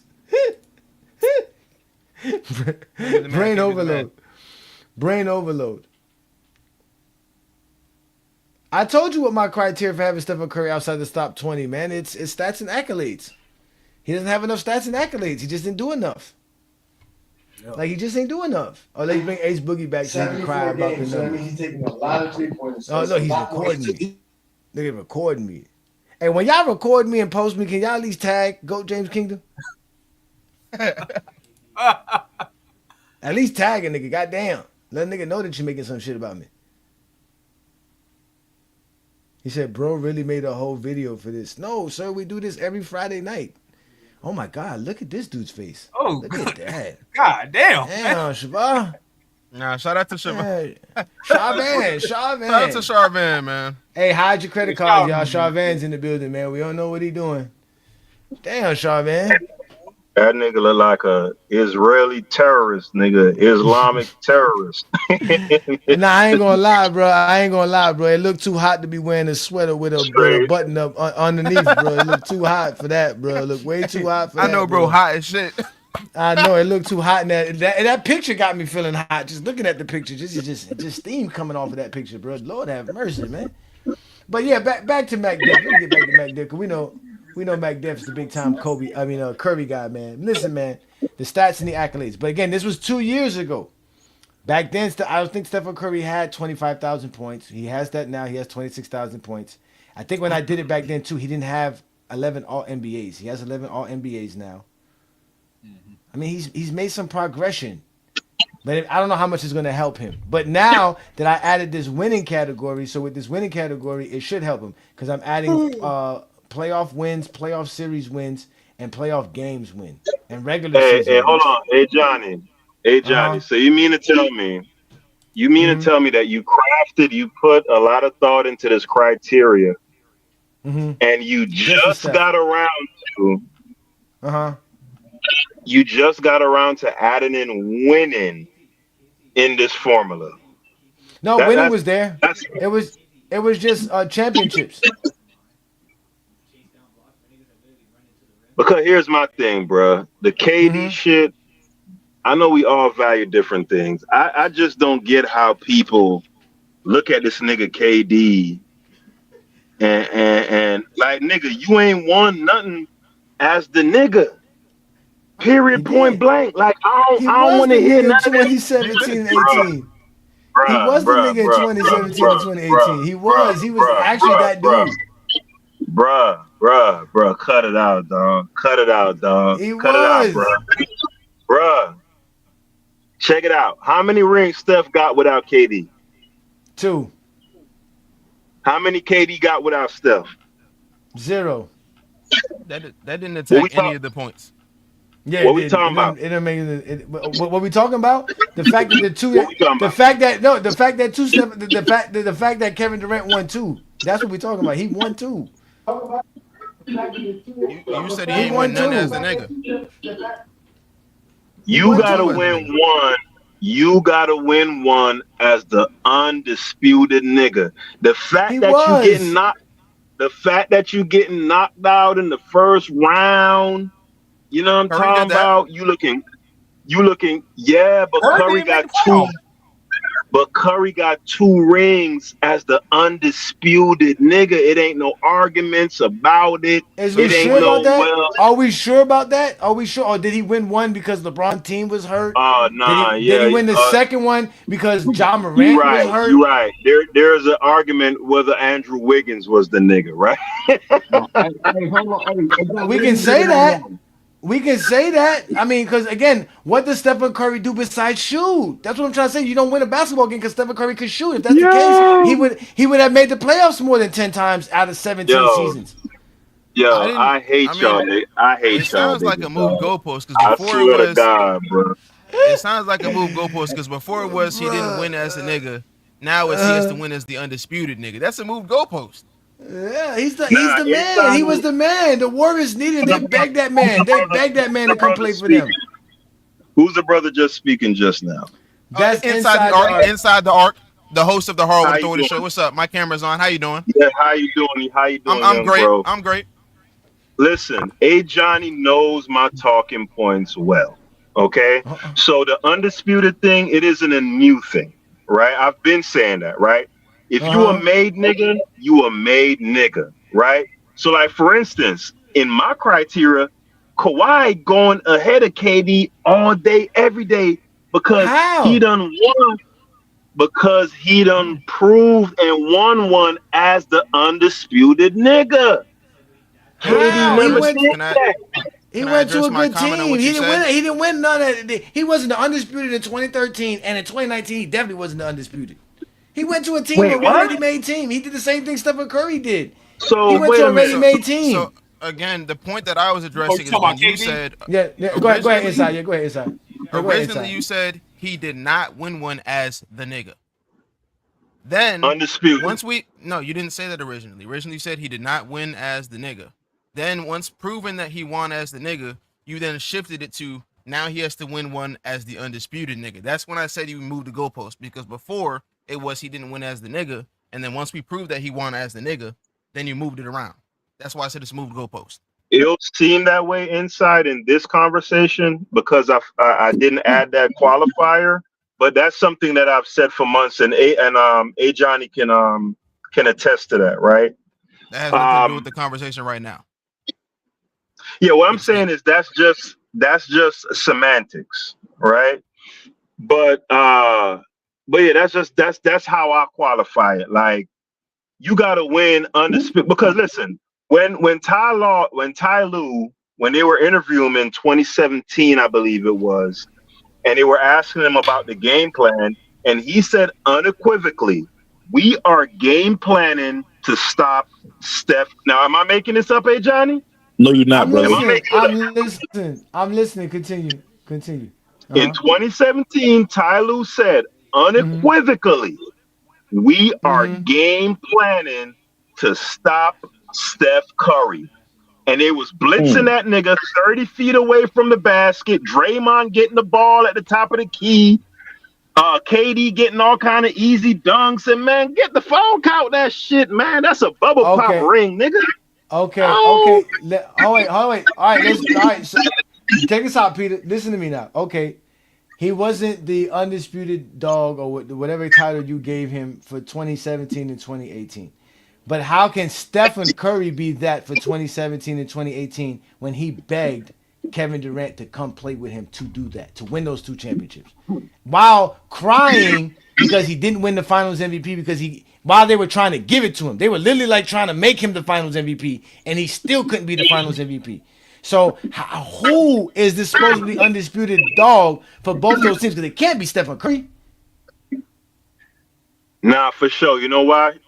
Johnny? It's the fact that he made three finals without KD, right? One, he came within a hair's breadth of winning, and 2, he actually won. For me, that just kills the argument. There's just nothing to talk about. But what those 3 appearances got to do with the 2 that he begged Kevin Durant help him win? So let me give you my thought process. All right. So when you remember when Tim Duncan won in '99, right? Yes. A lot of people, I remember, you should remember back then, there was a contingency of people saying, man, that shit a fluke. It's a lockout season. You remember that? There was some people who said that because the Knicks made it, and the Knicks just got on a hot run, and there was a lot of shuffling going on in the league at the time. Yes, there was some people who said that. Yes. Right. So there was a contingency of people saying that, right? Now, once he wins again in 03, 05, 07, it now validates that 99 ring. You get the argument that I'm making? I get what you're saying, but the problem is that the original argument is still invalid. It's a validated championship because it's a championship, so that defeats the purpose. But this whole point is that we're trying to find this top dog for 2017 and 2018, and it's neither Kevin Durant or Stephen Curry. So we have a 2-time championship team that don't have this quote unquote designated lead alpha that you want to establish. Okay, we giving Curry 2022, we giving him 2015. Right, but he can't be the one for 2017 and 18 because he literally, after losing, went and begged to go get this man, his own opponent. That's his opponent. That's his right there rivalry in his own conference. Went and flew out to go see this man, not Kevin Durant, not the opposite. It wasn't Kevin Durant saying, "Hey guys, can I join your team?" They were like, "Please come play with us." So again, how is anybody? What was the word that he used inside? What was the word you used there, Peter? Undisputed. The undisputed nigga. The undisputed what? What was it again? The undisputed what? The leader? Nigga. The undisputed nigga. The undisputed. Leave it up to Peter Bag Juice. You know you belong on TikTok, right, Peter? You belong on TikTok. Let me come up in a minute. You belong on TikTok. Listen, we got 2 cents in the building. Shout out to 2 cents. What's good, brother? What's good, man? I want it hurts my feelings about Steph. Man, oh my God. He Davidson, he's from North Carolina, so I'm all things North Carolina. But North Carolina. Hey, the reason why I'm on the raise up, take a shirt off. Hey, the reason why he get the knock right now is because I can still remember. I seen what he did in the playoffs. I'm like, bro, don't you know I see you? Now he did put up some points throughout playoff series, but you not about to tell me he was the man on all of them championships. It's not even close. Maybe one. Ooh. Iguodala saved them when they did that death lineup that one time. KD damn sure was the best player on. He was mad because he didn't get the props, and he was the best player. You know, it's only a few people that we know was the undisputed man. That's a LeBron James. He never played second fiddle in winning nothing like that. You can say that when Michael and Scotty a couple times he burnt the building down, but they still gave it to Mike because he was Mike.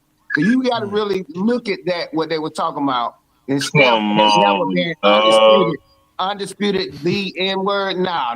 Not one series, arguably. That's what I say. That's why but hold on, wait. Let me ask y'all this because I want to add this. Because remember I said I want to add winning to this. Now another key thing is about this is what like I said beyond this idea of what I made this pyramid. I've been also talking to my co-host Brandon, and he's trying to help because he wants to put Stephen Curry in the top 10 too, right? And he told me the reason Stephen Curry's top 10 is because Stephen Curry had that gold medal performance. Right? That right there to him solidified to him Stephen Curry's a top 10 player all time after that performance. Should I add gold medals as a part of winning? No, because they don't add in the NBA stats. None of your Olympic They add them in the NBA stats. They do. They put them in your bio. They put the gold medals and the bronze medal. No, not that. I'm talking about your actual statistics. Okay, where does it stop? No, remember this is not your stats. Remember 2 cents. I'm gonna have a category because remember I already I got the formula here. I got everything here. Let me show it for you so you can understand. So I got the formula. So remember I got your stats. So you got your regular season stats and your postseason stats. Those are gonna be 2 separate categories, right? Then you have your accolades, but take away the championships and the finals because that's going to be put in the winning category. So you have your accolades, but now I'm making a winning category, and in the winning category, I'm going to have the championships, the finals appearances, the playoffs made, the playoff series won, the playoff games won, the regular season games won, and the amount of winning seasons you had, which basically means you won 42 games or more in a regular season. Now I'm saying, should I add Olympic gold medal to the winning aspect of this criteria to see if we can make Stephen Curry's top 20 or at least top 10? I don't think so. Not if you ain't going to add the stats for everybody. But no, the stats are always going to be included. It's just, you mean the stats for the Olympics? Yeah, because that 92. Ooh. One boy went straight to 92. Hey, that shit gonna make somebody go down. Oh, Johnny, that shit gonna make somebody go down. That nigga one boy went straight to 92, man. Why you say? He said, because 92, boy, that 92 Jordan, boy. Yeah, but we got 80. Talk about cherry picking. Hey, that was funny. Though. That was straight cherry picking, my boy. Yeah, we got 84 though, Juan boy. What about 84? No, because what about 08? What about 12? What about 16? No, but that's the funny thing. The one boy, the funny thing when you said stats. When you said stats, the first person I thought you thought about was Kevin Durant, because I was like, Kevin Durant got some good stats for the Olympics too, because I know you like Kevin Durant. But you said 92. You was like 92. I'm just saying. That's like the worst from an individual player. That is probably like one of the worst personal performances. I mean, man, Juan boy, Juan boy is the best, man. Bro, that nigga was in Barcelona getting faded, fucking all kind of consuelas and margaritas. He was having a blast. He was having a blast. He was having a blast. And that's exactly why I say he's not a basketball player. He's an athlete first, basketball player second. Ooh. He worried about that shit. You know that nigga was in Barcelona getting it in, man. Yeah, come on. And he was golfing every day. And I know LeBron James was in Barcelona or wherever they were at, doing the same daily routine like a basketball player, professional. Yep, like professional. Let Embiid tell it. Let Embiid tell it. They had some extracurriculum activities. If you let Embiid tell it, you let Embiid say. They ain't got the plate of the cocaine next to the cantaloupe early in the broad day. You know what I'm saying?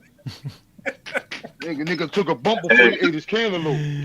Oh my God, man. Oh man. All right. But if I do, let's just say I do put Stephen Curry top 10, right? Let's just say he skips all the other guys and he gets to the top 10. So who I kick out, Dr. J or Magic? Oh, It's obviously Dr. J. it's Like, Dr. come J. on, man. Probably Y'all right. be Dr. hating J. on Dr. J, man. Dr. J. I can't wait till we watch that film tomorrow, Juan boy. I can't wait till we watch that film tomorrow. Oh man. Hey, Well, y'all hey, watching? Johnny. We watching to see if Larry Bird is Larry better than Kevin Durant. Oh, we're finna see this. We're finna see this lateral quickness that we keep Hey, hearing about. That's what we hey, finna Johnny, see. y'all killed Jordan for supposedly not being able to go left. That nigga, Dr. J, had no left hand Nah, he didn't. whatsoever. Yeah, but he played. But he played in the '70s. But he played in the '70s. Jordan didn't play in the '70s. Jordan played in the '90s. So They're he should have different. been way better. But to be fair, somebody in the live did say that there's a lot of guys even in Jordan's era that didn't have a left hand. So again, just add Dr. J and Michael Jordan to all those guys who ain't got a left hand. But one player you're not gonna add to that category is LeBron or Kobe. Tell you that much. Or Stephen Curry or Kevin Durant, because they all got a left hand. So take out Dr. J and leave. Why does Magic get to stay? Why do y'all love Magic so much? What is it about this smiling, frolicky little man that everybody loves so much about Magic? Magic that people you can't. People having Magic top 5. Yeah, because he's a born winner. That's true. They be having them top 5s with criteria like That is two-way true. players. But you know why he's a winner? Because he's a playmaker. Yeah. And He's a point statistically, guard. hey Johnny, statistically, he's right there, man. No, I think he leads the playoffs in assists. And Check out Gil. Check out Gil. Gil said where I've been hiding. We know where you've been hiding. You out here pulling what's it called? Underdog moves on underdog, man. You out here pulling slick moves on underdog. Hey yo, I was playing a clip. I'm playing a clip earlier from Braun dunks. Mm-hmm. He dunked on Gil. Yo, what? Oh my God! No, I ain't gonna put that on Gil. Gil was right there, but Gil was there when he went up, when he jumped. I was like, hold up, is that Gil? Hey, Gil, like, why you gotta bringing up hit that old notification. shit, man? First of all, Gil, you need to become a member of the channel. You could afford $5.99 per month. Become a member of the channel. Hit the ring notification because you know I go live every Friday. Now, last Friday though, we ran a premiere, which was us watching Jordan film because you know it's the summertime. We're gonna be watching. It's the summer. There's nothing to do during the summer. Your wife had you watching soccer, but we're gonna be watching basketball all summer long, right here on GOAT James Kingdom on either TikTok or in the private members lobby, and we're gonna watch basketball, man. We're gonna have some fun with the GJK Summer Film Festival. We changed the name. It's Film Festival. If it's on TikTok, it's gonna be the Film Festival, and if it's in the GJK lobby, we'll call it the Film Session. But again, it's gonna be the inside the arc. Juan Boy, Olo, Ajani, GOAT James Kingdom, the Hardwood Authority show coming together, collaborating to do film sessions where we're watching basketball. Because not only do we talk it, we actually watch it here in GOAT James Kingdom.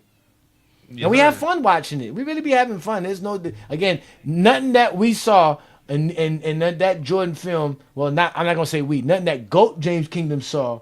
Not Jordan outside of this top tier. Oh my God. Maybe Juan Boy. Maybe Juan Boy. Maybe Juan Boy. That was disgusting, by the way. What you guys did with that game 6, that was just reprehensible, right? This narrative that y'all are pushing on some Fox News shit about what narrative? About being benched? Yeah, this being benched. Listen, we watched it. Hold on, he brother. Got benched. He did get benched, brother. Brother, the man played 43 minutes. Like, you're not supposed to come out the game? No, because what happened was this is what happened. No, what are y'all talking about? No, because you got to understand. Usually, Michael Jordan doesn't play the beginning of the fourth quarter. He usually don't. So I give you that. But the fact that they were down the way they were down, and the fact that they gave Jordan the end of the third quarter, like the last 5 minutes of that third quarter, it was given to Jordan to try to make a push, and Jordan couldn't make that push for them. So it's almost like they scrapped the everything. They was like, yo, we're just gonna run with this lineup and see what happens. They ran with a lineup with Scottie Pippen, Stacey King, Scott Hansen, B.J. Armstrong, and who was the other guy on the floor? I can't even remember who the other guy was on the floor now that we're thinking about it. And they made a run and I brought think the it game was back down Scott by 3. Williams. Scott Oh, and Williams. Scott Williams. And they brought the game back down by 3. When by the time Jordan gets back after like 4 minutes pass, it's a 3-point ball game. The momentum has shifted. Everything has changed. And that's not the first time we've seen it, Peter. You've known that. That's not the first time we see Well, Scotty do that. Johnny, that's what's supposed to happen on a good team. Oh, Okay? it's a good team now. Of course it's a good team. There's nobody winning championships with trash. Like, y'all kill me with this. Listen, you don't Who said you don't us? Hold on. Us. The 2011 Mavericks ain't win with trash. hell no. You think the 2011 Mavericks was Ah. trash? Oh, we got our favorite Oh. Zesty in the building. Oh man, You think the he must 11 have saw the Mavericks was film. trash, Juan boy? Of course they were, Obviously. but that's what people Man, say. y'all crazy as hell, man. That's what Come they on say. now, Peter. You know what we read. Come on now, Peter. You read the comments. You was over there Bruh. praising. You was over there praising Bobby in the comments, but Zesty Bobby. I saw you. Karan ain't even played. Do y'all remember that? Karan Butler ain't even Oh, played. Karan Butler was like the 8th man off the bench. That's what I'm saying. That they was deep. They was a nice team. Nah. That's what I'm saying. Nah, he was a second leader scorer before he tore That's his what I'm ACL. saying. They was a nice team, bro. Exactly. And the Heat Well, were. okay, Exactly. but see, that's the whole point. See, like I said, none of that's really to knock Jordan. It's just to again establish if these are rumors or not. Remember, there was a rumor that Jordan got taken off of Magic, and it was Scotty who had to do that, right? But it took people going to go watch the game And watch the film that it didn't actually go like that. Exactly, it didn't go down like that. And it's the same thing here. We went and watched the '98 finals. They were saying Scotty had a bad back. Scotty couldn't do this. Jordan was out here doing it by himself. Come to find out, the first 4 games, Scotty was legitimately the best player on the court on both Man, sides. that of the is floor. crazy. That is crazy. What did Scotty shoot for that series, bro? Like 35%? No, Like, I said the first 4 games. You got to go to the first 4 games. He balled out. He had 20 points per game in each game besides game 3. And in game 3, he balled out so well. The other team only scored 55 points. The strategy that they ran defensively was all predicated on what Scotty does for the Bulls. And they made a team score 55 points in the NBA Finals. To the point to where when they talked about in game 4 how Scotty was a one-man wrecking crew. Y'all Not are crazy, bro. He said, "We're not crazy. We're just telling you what the film showed when us." J Dub had his 40-point game last year in the finals, and he made second team all defense, right? No one would ever make the mistake of saying that he's anywhere on par with SGA. As great as a player as he is, same thing with Scotty. We respect Scotty. Wonderful Nobody player. could do what SGA do. I mean, nobody could do what Scotty does. That's the point. Scotty is that brilliant. Yeah, You don't think J Dub is The problem with Scotty, who was a very good player, was after 95, he started having back issues. Scottie Pippen shot 40% in each of the Bulls' final 3 championship runs. He never shot better than 40% in the playoffs, and he couldn't shoot. He couldn't close. Jordan always closed, and that's why Jordan was the Finals MVP all 6 series. But let me hold on. I want to get my take on Curry. Hold on. Hold on. I got to address that. We just watched the film, and Jordan wasn't closing. We watched Scotty not only open and close games, go runs, while Jordan's on the bench. So stop lying. We got film to describe it. So continue. You can speak from now. So the Bulls ran the triangle offense. In the fourth quarter, they played through Jordan. They were an ISO offense. Again, sir, we heard you say that. That's a lie. That never happened. We watched the film. That never happened. They ran the triangle offense the whole way through. You be lying, Brandon. That's a lie. Yeah. Can I ask him a question real quick? Like, we go ahead. That when we be watching these sessions, but every time we talking about Jordan, you are here. But every time we watch him, you ran the last time. You seen him miss like 3 shots, and you hauled ass off the band because wasn't nobody trying to talk about what Jordan was averaging. So why do you run from the film, but you always come up here when the basketball is not in motion? Answer you that. don't watch MJ. You don't watch the film. Why you don't watch the film, Brandon? Okay, so first of all, I don't know why you keep muting me. Like, this is not a little kid show, so there's no reason to mute people. Number one. Number Yes. two, Like an adult. Jimmy, here's the issue, and a great example. Don't repeat the lie. No, let me finish. Even in '94, even in 1994, You're not when a Michael judge. Jordan That's was not. on the Bulls, in the most important moment of the playoffs, when Phil Jackson had to draw up a play at the end of the game against the Knicks in the second round of the playoffs, he drew the play up for Kukoc, not Pippen, because Pippen couldn't shoot. The problem with Scotty, the reason Scotty could never be a first option on a championship team is he was never a good enough shooter. So in the half court at the end of games, he could not close. You can't name a single finals game that Scottie Pippen closed. Jordan was always the 1996, 1992 Game 6, the 1991 Game 5. He closed both those series out for the Bulls. That is clearly a Scottie day Scottie Pippen did. And again, the Phil Jackson play was called after he had called the play for Scottie, just the play before, possession before. And it didn't work then, so he went to Kukoc. They did it while with Michael Jordan. We watched him call plays for Kukoc while Michael Jordan was on the team, sir. That's nothing new. That's called using your team. Like Peter said, they were a good team. Okay. But again, he didn't draw the play up for Pippen, even though he did. The only other play, he did. The play before he did. The possession before he did. Stop lying. No, not. The reason why he drew the final play up for Kukoc, even though Kukoc was a fucking 25-year-old rookie, was Scotty couldn't shoot. And that's the point. That's why Scotty. No, he never said that. He never said that. Stop lying. Scottie Pippen shot 47% for his NBA career. He shot better than Jordan from the three-point land. Bro, what are you talking about? Like, he shoots the basketball. Scottie Pippen's one of the best finishers in NBA history. He's one of the best playmakers in NBA history. We watch him dominate series. We watch this. We don't want to hear your lies. So shut up. You can't talk no more. Let's let other people up here. We got Chris up here, man. We don't want to hear you guys lie. I'm tired of this. Like, we watched the film. The film's available for you guys to see. None of the stuff that you say is in the film. We've never heard Phil Jackson say, I'm never going to go to Scotty because Scotty can't shoot. When he literally said Scotty could score 10 points and still be the determining factor to winning and losing a ball game. And we watched Scottie Pippen do exactly that in 1998 in Game 3, where he scored 10 points and was legitimately the determining factor to why the Chicago Bulls won Game 3. Who got 6 steals titles? Is that Stockton? Yeah. Stockton got 6 steals titles. He do. No. Chris Paul. Oh, damn. Yeah, Chris Paul got 6 steals titles. My bad. Stockton, I think, has 2. I don't know. I don't even think Stockton has. No, yeah, he has. Yeah, Stockton has 2. He has 2 steals titles and 7 assist titles, if I'm correct. Damn, CP that nigga. Yeah, CP's that dude.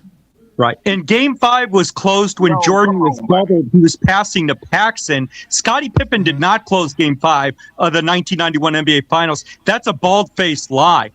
Scottie Pippen led the Bulls in points and had a 30-point double-double. He had 32 points and 13 rebounds, and he literally was the catalyst to shutting down Magic Johnson by trapping Magic Johnson half court, sir.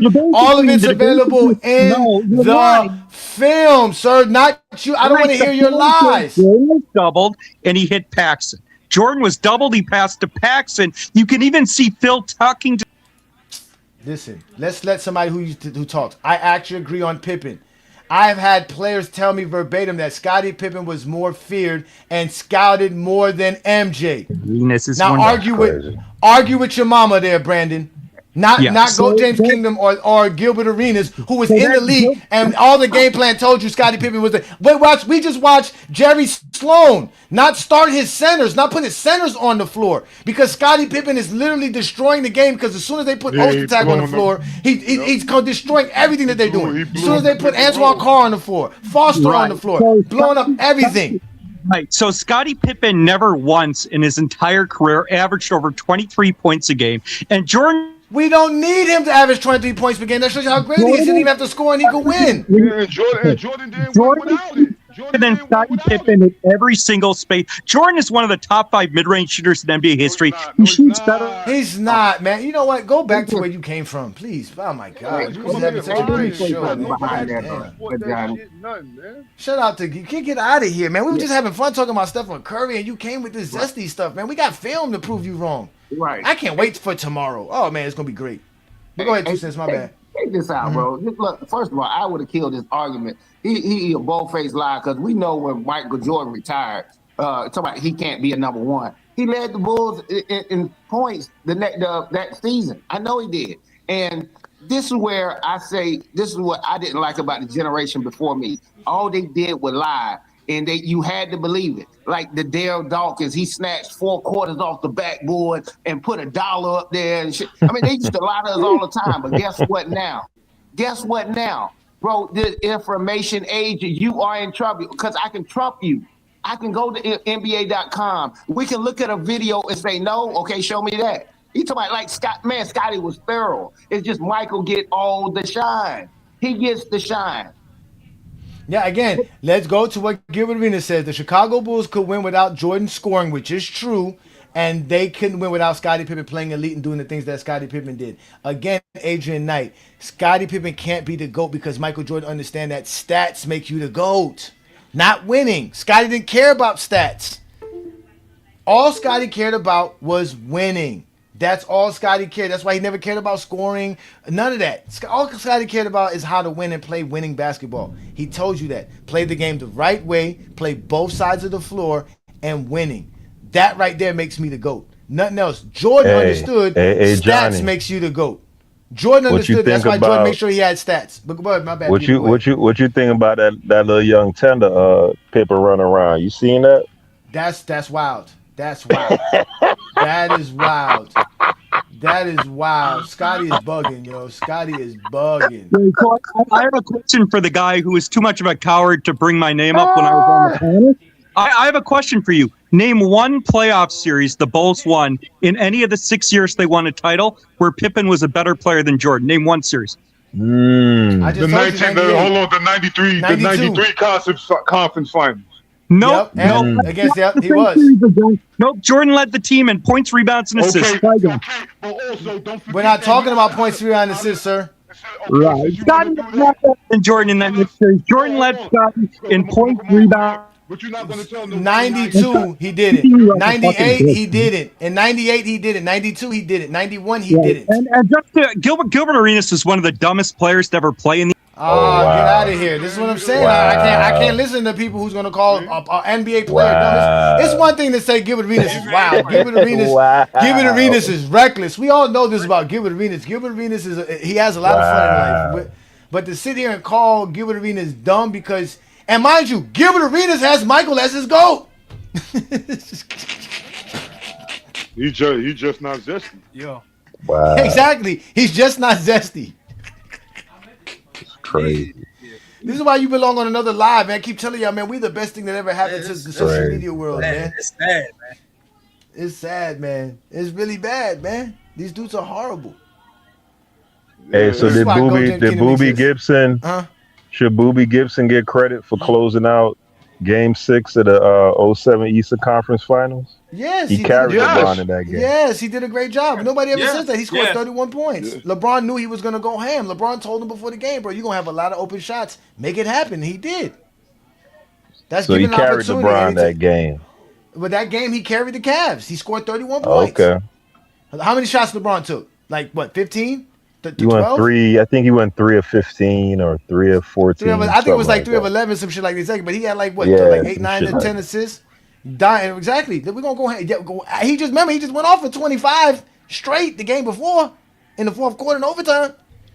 They were doing everything to stop LeBron. They understood that's the difference between LeBron and Jordan. When Jordan was out here breaking up shots because they would let him play against Hornacek, Jordan said to himself, "Damn, maybe I should stop shooting these and move the ball." He was like, "Nah, I didn't get my 30 points yet. I need to keep shooting brick after brick after brick." Next thing you know, we're at 62 shots for 70 points. Unnecessarily too. It's like they love to bring up 2015. LeBron James in 2015 had no choice but to be Mr. Reckless. They had nothing else going. Mr. Kyrie and Love. Yeah, so. Exactly. I mean, he didn't shoot it well in the first 3 rounds either, with Love and Kyrie. It's not just the finals. He shot 40% the whole playoffs. 40%. Or 41, something like that. Let me go look at Yeah, that he numbers. shot bad that whole playoffs. Let's go look at these numbers. Yo, you know I got on. Let's go look. Willie Because came up. I know he played. I got Who? He Willie came up on the panel earlier. He talking about what LeBron shoot in 2015. I said he shot 35%. Yeah, he missed 19 shots per game. But guess what? He almost averaged 9 assists per game when in the '97 conference. When your man was taking 27 shots and missing 17 shots per game, he only averaged 2.6 assists. Yeah, That was the Heat though. That was the Heat though, boy. That Yeah, nigga. That's the yeah, yeah, '97 Heat, nigga. yeah. Tell us how great Vashawn Leonard was as a defender compared to Bruce Bowen or Sean Murray. Go ahead, tell us. Hey, hey, hey, See, Johnny, you come got to on, stick up for our Heat, see what bro. I'm The saying? Why '97 would Heat you say wasn't that, nothing to Peter? play Let's go with, look at these bro. numbers. Hey, Johnny, you got to stick up for the Heat, bro. The '97 Heat was them niggas, man. Come The on now. '97 Heat Hell with yeah, Vashawn Leonard sticking defensively. Jordan. Vashawn Leonard. No, This the I give you team again. def. Yeah, the Heat was playing good defense because again, yeah, because there's not too many good shooting guards out there. So you gonna funnel everybody to PJ Brown and Lonzo Zoe. But you and can't Ike tell me Tim Austin. Hardaway Definitely and not Tim Rashard Hardaway. Leonard are They was a elite little ass defenders playing the backcourt. perimeter for They was a backcourt. little ass Come on, man. backcourt. Nigga, Tim mash, Hardaway and nigga. Rashard Leonard? Nah, brother. I listen. Nigga, mash, nigga. You forgetting about mash, He nigga. Mashburn. played like shit. He played like shit. Mash was scared of Jordan. Mash was scared of Jordan. Scared of Pippen. He was scared of Jordan. Uh, Well, anyways, but just to let you know, Peter, in the first round, LeBron James shot 47% versus Boston in a sweep. The second round, he shot 39.9%. So there you go with bad shooting. But in the Eastern Conference Finals, he shot 44%. So before that series, he 44. was not shooting in the below 40. So it might have been somewhere like maybe 42, 42, 43%, somewhere around there. Right. Because he took a lot of shots versus Chicago compared to the other two series. So he was still shooting above 40%. But Yeah, again, yeah. He had to and shoot the more funny thing because is Kevin Love he wasn't shot there. his best 3-point. Yeah, but his best 3-point shooting series was versus the Warriors, which was his worst shooting series in general. But we all know why. He was really and like one boy said, he was averaging 9 assists per game and 13 rebounds. Yeah, if you're Man, going, always averaged a damn triple double. yeah, if you're gonna miss over 15 shots per game, get your assist up. Like that shows that you taking 27 shots a game and you missing 17 shots a game. You got 2.6 assists. Yeah. That shit is hard. Well, it shows. But let me. It shows you doing other stuff too. Yeah, that's what I'm saying. Yeah. Let me ask you this, Peter. That last post, I don't know if you've seen it. Did you see the last post where we were talking about Jordan's defense? Oh, when he had his hand on his knees. When he had, Hands on your knees. Hands on your knees. Alright. Now I know for you that don't mean nothing because you know what we do here in Goat James Kingdom. But what do you think? What do you think are those the crazy zesties that don't understand that happens all the time in basketball? What do you think they think when they see that when we show them that about Michael Jordan? I mean, how if do you they're think they like a respond to that? fanatic, if they think like he was a superhero or well, Flawless. he Remember, they wasn't. think he's flawless. He He has no was flaws. I don't know about the flawless stuff, but yeah, I mean that's gonna happen. Oh, we heard. Especially keep in mind also in '98, MJ carried that team in the front half of the season. We gonna give him that? Pippen wasn't available for what 34 games or so. But that when we saw, that was '98. Yeah, that was Yeah, true. Yeah, no, Pippen wasn't. Yeah, no, I know that. But I so just thought it was just funny though, because again, I've seen that a lot from Jordan. Because again, when you're on that weak side, there's nothing really happening. You don't really have to do much. The ball's not gonna come there that much. So he didn't. Jordan was just chilling. But I just found out that he was chilling. listen. You still need to do better than that. Like if I'm a coach, you don't want to see that, but at the same time, you understand like he's carrying that team offensively, scoring wise, he's carrying that team. He Right? So really he's isn't. tight. He's not. That was the first quarter. That's what I that's what think made it the didn't most funniest. That was the first quarter. That's what made it the funniest. It was in the first quarter. That's why I couldn't wait to post it. I couldn't wait. I was like, oh, this is good. This is gonna be great. I'm telling you, this is gonna be one of the best summers we've ever had, man. I haven't had a summer like this since I was a teenager, man. This is gonna be great. and it's crazy that y'all picked the 92 finals because the nigga averaged, for the audience out there, this was MJ numbers in that series. 36 points, 7 assists, 5 rebounds on 52% shooting. and I heard niggas on the live saying that Pippen had an argument for final. Y'all niggas is crazy, man. Now, Y'all niggas check is this out. Now, wild, check this out. man. The reason we watched the '92 finals, Game 6 was for the benching situation. We wanted to clarify that. We wanted to see, was Jordan really being benched? Because, like you said, you look at the numbers. He played 43 minutes, right? How's he benched, right? He has to rest, like you said. Damn, Jordan got to rest sometime, right? So that why we watched that, and because Lamont made a post about it, and he had got a lot of pushback about it. So we said we were going to watch it, right? Now, originally we watched the 98 because I wanted to see Scottie Pippen and how he played. And also because after Game 4, there were articles written in the Chicago Tribune and in other places that talked about how Scottie was the finals MVP to that point. And they were talking about how this... Yes, they even had Send me Jerry that right. Sloan. Put that in the chat for me. Those are actual articles. That's crazy. Even in the Chicago Tribune. On top That's of it, not crazy. not anywhere else, and they got quotes from people in the league, and they got quotes from Jerry Sloan themselves saying that the way Scottie is playing and what Scottie is doing right now, he's. Did really you put that like MVP. in a TikTok like short or? I'd like to see that. Did you make a Lamont, short or? Lamont did. Lamont showed Lamont. Okay. Did he post it in that live? Did you see the whole video?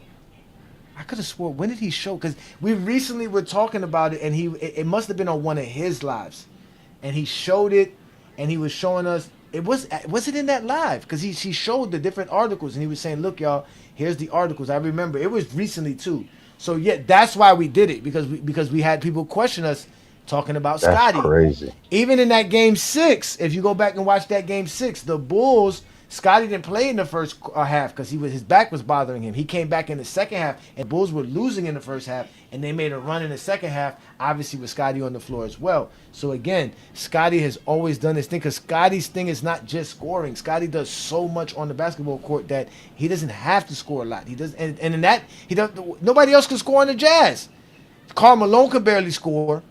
They definitely ain't getting no points out of no Hornacek or no Stockton. They were trapping Stockton half court, shutting him down. Yo, Pippen almost averaged more points than Stockton and fucking Henderson combined. Damn near. Yeah, and he had a bad Game 5 shooting wise, and that's where his shooting percentage went down in that series. But Scottie still balled out hands down. So again, that was what we're doing. So tomorrow though, we're gonna watch the '82. Playoffs where we're going to watch the Celtics versus the Sixers because somebody told us that Larry Bird and Dr. J's defense can go tit for tat with each other. And somebody somebody said Larry Bird's lateral quickness was better and quicker than Kevin Durant's.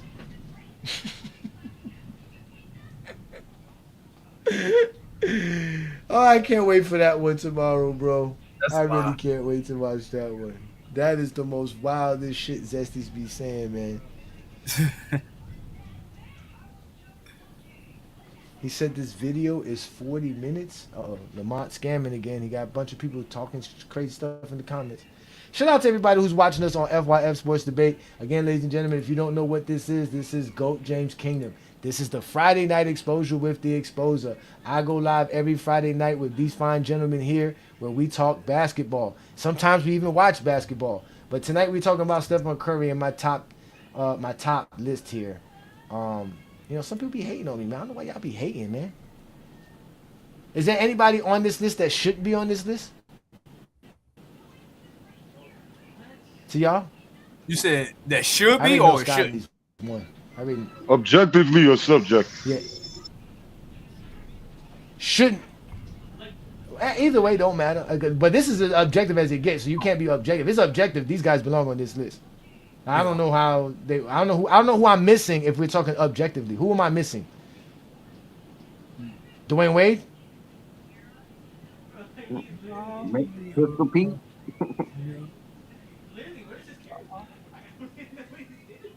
Shit. Nah, it's a good list. I see. You got I ain't see the whole list. Do you have Kawhi on it? No Kawhi, sir. Kawhi got like 15,000 points, man. I think Gilbert Arenas got more points than Kawhi Leonard. Yeah. Nah, he don't. He don't. My bad. Then Gilbert Arenas don't. Gilbert Arenas don't. They be using Gilbert Arenas though. You know who loves your stats, Gilbert Arenas?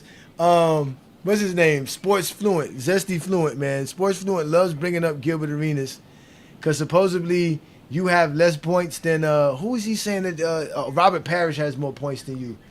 And he was saying is Robert Parrish a better scorer than Gilbert Arenas because Robert Parrish has more points than Gilbert Arenas. And I told him, yeah, it's not our fault that you couldn't score more than Robert Parrish. When he played, Robert Parrish played like 20 years or so. I'm like, what the hell? It don't matter. Robert Parrish still got mad points, man. Robert Parrish got 23,000 points, man. It's hard to score 20. It's hard to average 14 points per game playing 1,600 games. And It's hard as hell. You playing with Bird and Mikal. Yeah. Okay. Yeah, you get that one for the longevity. Bro, I hate y'all, bro. He was garbage them last few years, man. I was like, this dude is too old even. Bro, I swear to God, I cannot stand y'all, bro. All right, let me ask y'all this. Hold on, wait. All right, no, but go ahead, Peter. Go ahead, Peter. My bad. Bro, when you stood on that Robert Parrish over D Wade as a scorer, I said this nigga does not give a fuck about nothing. Like this nigga will blow up the crib. I got a new one for you. You will blow up a house to kill an ant, nigga. That's you. You throw a fucking nuclear bomb. If it ain't my house, you might as well say goodbye. You might as well say goodbye. But let me ask you this: is Karl Anthony Towns a better scorer than Dwayne Wade? He averages more points than Dwayne Wade. Man, fuck no, man. Don't never ask me no. See what I'm saying? Don't never ask no shit like that, man. That might be debatable though, because Cat a better shooter. See, y'all are so Cat averaged more points than Dwayne Wade. Dwayne Wade averaged, I think, like 22 points something, or just under 23. Karl Anthony Towns averaged like 23, 24 points per game. I think 25. No, y'all are so disrespectful. No way. And Karl Anthony Towns has been in the league for some time now. He's been in the league for like 12, 13 years. I'm about to Google that. There's no way. You know, Google. There you go, 2 cents. Go get that Google 2 cents. Go get that Google. I'm about to get my Google. If I'm correct, hold on, wait, let me go double check. You know you wrong. I ain't even got to look that up. That's Wemby numbers. Wemby averaged 25. Fun fact for y'all. Out of his 11 seasons, Cat averaged 20 points or more 9 times. Okay, it's 22.8. Yeah. I think it went down recently because it happened with the Knicks. No, at no point. Wait, let me see here. Before last year, because last year he only averaged 20 points per game. Hold on, wait, there was a point in time. Hold on now, slow down. Let me get these numbers. There was a point in time because I remember we were doing it, especially back in 2023. Yeah, career. No, he averages 22.8. What does Dwayne Wade average for his career? Think around the same.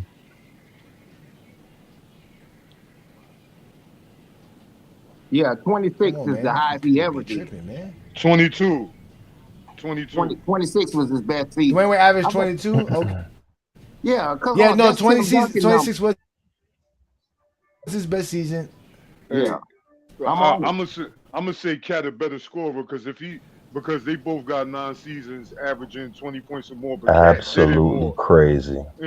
Absolutely crazy. But look, if he averaged 20 this year, that's 10 seasons. Dwayne Wade didn't score 20 points per game for 10 seasons. He only did it 9 seasons. Crazy. Okay, yeah, that's what I was gonna say. Yeah, after last year, before not 26, before last year, after 2025, right? He was averaging 23.1. Hey, this is what I wanted to ask you though, Ajani, and other people on the panel too, right? Mm-hmm. Getting back to Curry. So a common talking point is that Curry ran to Durant, begged him, et cetera, and he wouldn't have won four without Durant. Where would you project the 17-18 Warriors without KD? Where do they finish approximately record wise and in the playoffs? Without KD, Well, now Mhm. 2017 is a tricky one because I think San Antonio would have beat them, but Kawhi did get hurt. I think But Houston, the one of those years, the Houston would have went the out.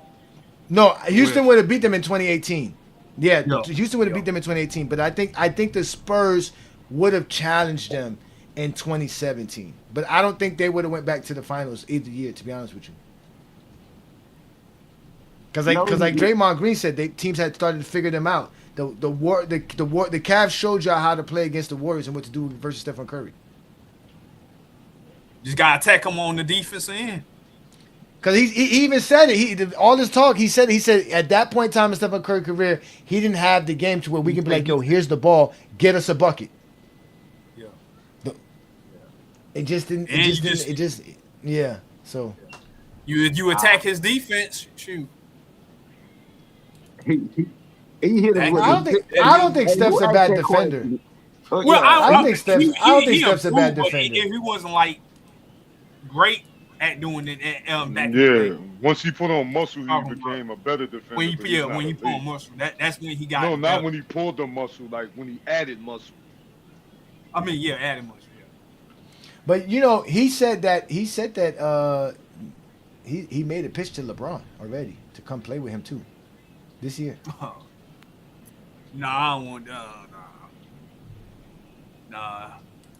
But I heard it's not one of the teams. That's old. I heard That's old team, man. Yeah, I heard they have a very slim shot of getting him, which I thought they would have had one of the best shots. But from what I'm hearing after today, LeBron's coming back to Miami. What are you gonna do then, Peter? When LeBron comes back, what are you gonna do? You're gonna disown the team. You gonna wear your Dwayne Wade jersey and say I still love Wade and fuck LeBron?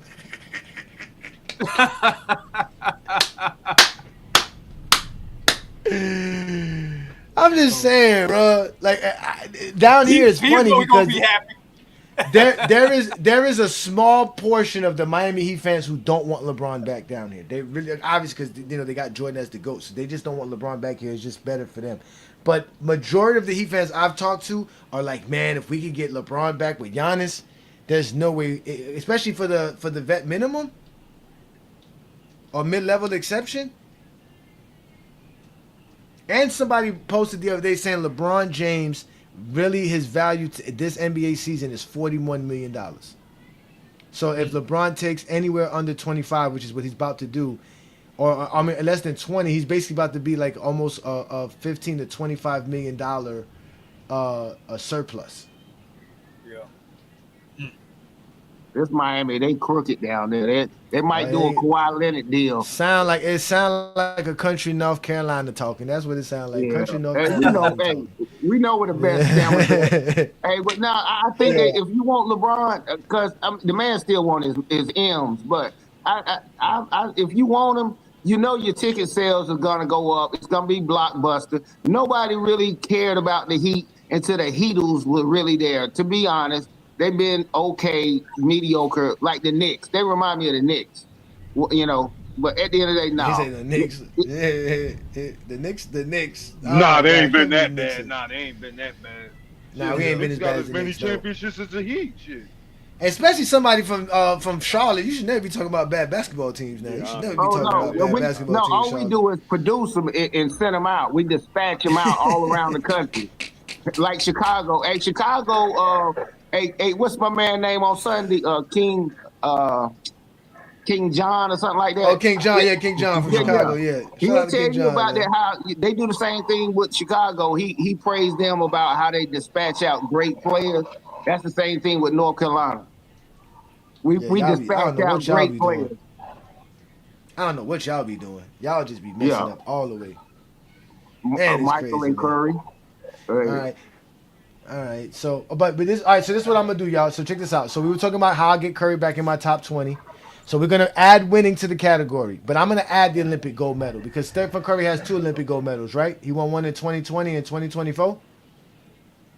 No, he didn't win one in No, he didn't. 2020. No, he only won one. Yeah. Damn. So that's not even gonna help him because all that's gonna do is just like he's gonna make other players better. Right. Like, cause if we look at the guys who have gold, the guys who are here, right? Who has gold medals here, right? We know CP3 got gold medals, Scotty got gold medals, David Robinson got gold medals, KG got gold medals, Karl Malone got a gold medal, right? He was on the '96 team, right? Yeah. And the '92 team. Shaq got gold medals. Akeem got a gold medal. KD got the most gold medals, so that's just gonna boost KD. So I don't even know how much that's gonna help him because most of these guys here got gold medals. You got KD at 10, right? He's my number 10 guy right now, yeah, all time. So if you add that, would that move him up? It's probably gonna boost him up. Yeah, it's probably gonna boost him up ahead Magic and probably get him ahead of Dr. J, which I don't think Dr. J has any gold medals. Yeah. That's kind of murky to do the Olympics because it's outside of the NBA. It's like almost exhibitionist. You know, I mean, next we'll be trying to throw in what they did in college. You know what I mean? I don't know. It's kind of. I got you. I got no, but no. The reason I said it though, 2 Cent, was because of my partner Brandon. Right? He's like, man, I don't like. Again, the last time we did the GOAT James Kingdom criteria, which was in 2023, Stephen Curry was like 37th on that list. And then later on, he did a little list on his own just to see what Curry would rank. He couldn't, and he did it recently. He can't find a way to get Stephen Curry in the top 10. If he does, it knocks somebody else out or put somebody else in there that shouldn't be in there because the things that he's trying to help Stephen Curry would help somebody else. It's like Stephen Curry doesn't have nothing that stands on his own unless we count 3-point shooting. Nah, the unanimous MVPs, 2 MVPs. Yeah, something like that too. But that goes in line to that does help Shaq because Shaq was 1 vote away from a unanimous MVP. I believe Jordan was 1 vote away from an MVP and unanimous MVP once. I believe LeBron was in 2013. LeBron was a 1 vote away from unanimous MVP. So again, that's true though. We can add stuff like that because that's stuff people want to talk about. But then I have to go find out who had the, like I said, I would have to find out Kobe's best year. When Kobe won MVP, how many votes was he off from unanimous, right? CP should have got it that year, by the way. I always felt like CP got robbed that year. What, 08? Yeah. They had to give it to Kobe, though. They was like, man, it's about time Kobe get it. They had the best record in the league in 2008, if I'm correct. It was about time to give it to Kobe. It was about his time, man. Yeah, it was a Lifetime Achievement Award. I get it. Yeah. That's how I know you from Miami because you don't like Kobe. Hey, one other thing about that Curry thing, here's where, when you look at people on the list, I look at things like, okay, what did you do that was better than anybody else? I put them in categories like that. Steph is definitely the best shooter on this list, without a doubt. Oh, yeah. Steph is definitely the best shooter on this list, definitely. Yeah. This ain't horseshoe. They almost got this. No, the man is the only unanimous MVP. I mean, you know how hard that is to do. Out of all the MVPs, he's the only man that walks this planet can say he got it over Michael, Kobe, LeBron. So that right there gives him some extra points. Now, KG is a good baller, but ain't a lot of things you can say that he's the only one that did it, or he's a one of one. But he's a two-way player. That's the thing about KG. There's only a few guys on this list right here. Well, not a few, but there's some guys on here that are pure two-way. I mean, they were elite on both sides of the ball. KG was that. That's one thing I can say about KG. He's one of those guys here that he's one of the best defenders in NBA history. That's what you got to put KG at.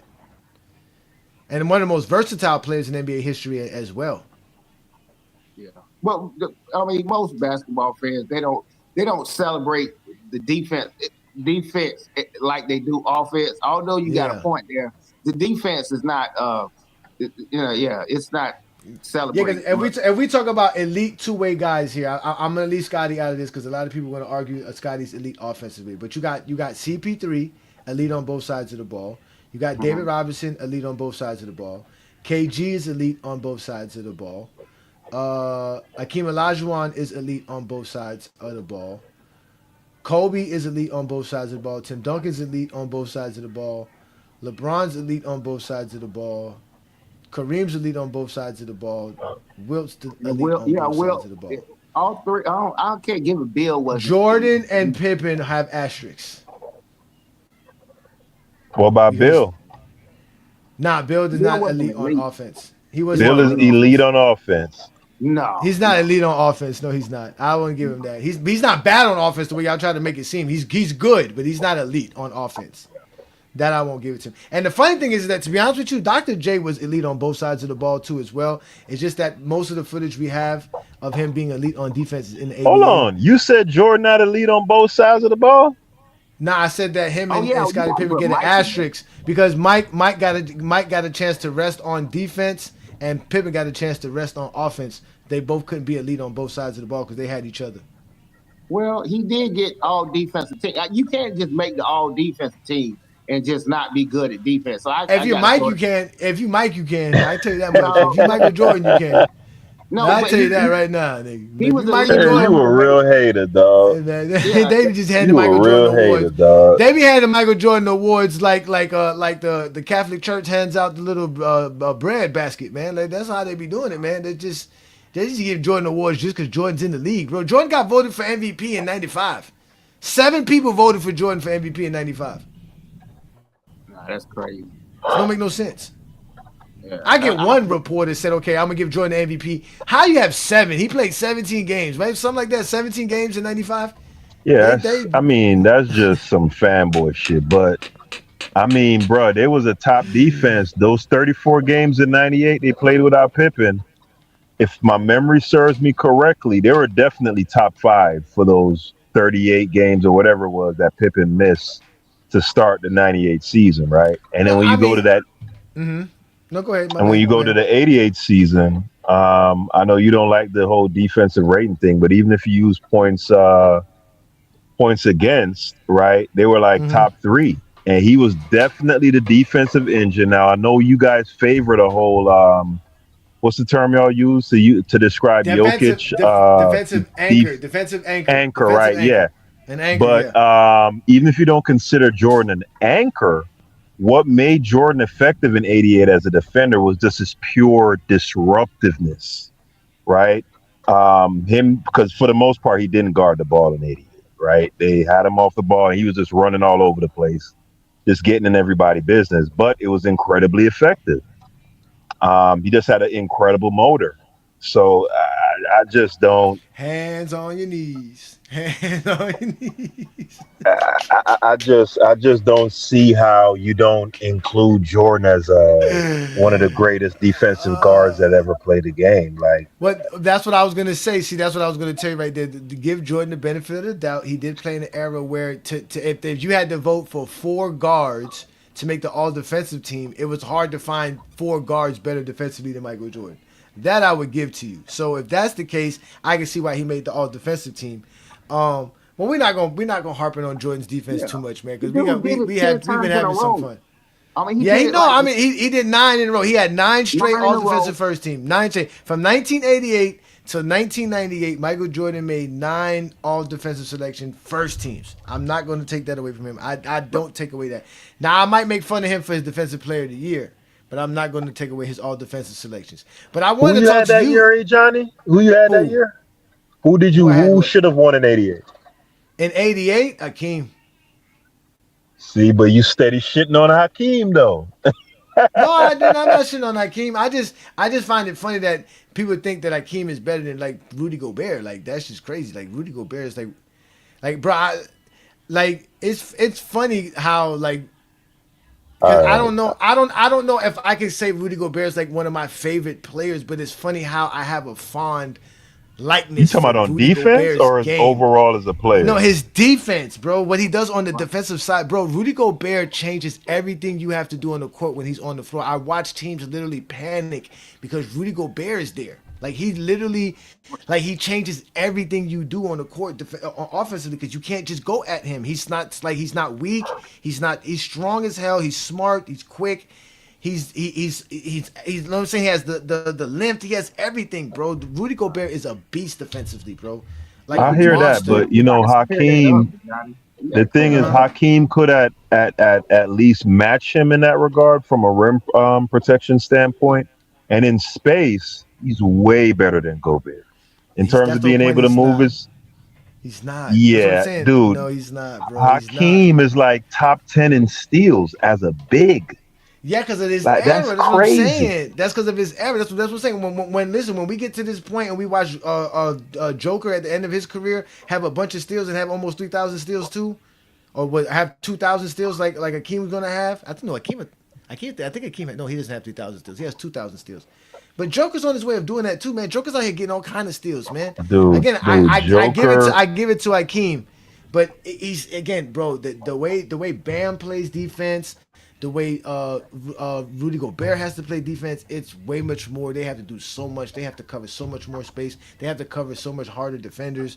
Yeah, they don't have to guard the post as much, but that's not the I don't think Akeem Olajuwon was a great post defender, anyways. So that that goes here no there. But this is what I wanted to talk to you about because you brought up something that now that you said that, I'm glad that you said that, Peter. You notice when we watching these games, they don't talk defensive rating. They don't talk no analytics. You don't see them bring up no plus minus, no on and off the floor, no none of that. Like there's no analytic talk in any one of these games, and they bring up stats all the time. They even brought plus. It was a plus and minus, but it wasn't a plus and minus for Yeah, the for the game. first 3 rounds compared to Yeah, their the scoring. It was finals. basically the points dropping. Yeah. Yeah, like but it wasn't that. But we don't see no defensive rating, no PER, no true shooting, no VORP, none of those things. No game score. We don't never hear them mention any of these things in these games, It and that's didn't why I can't wait exist, to keep Johnny. watching. Of course, I it know didn't that. exist.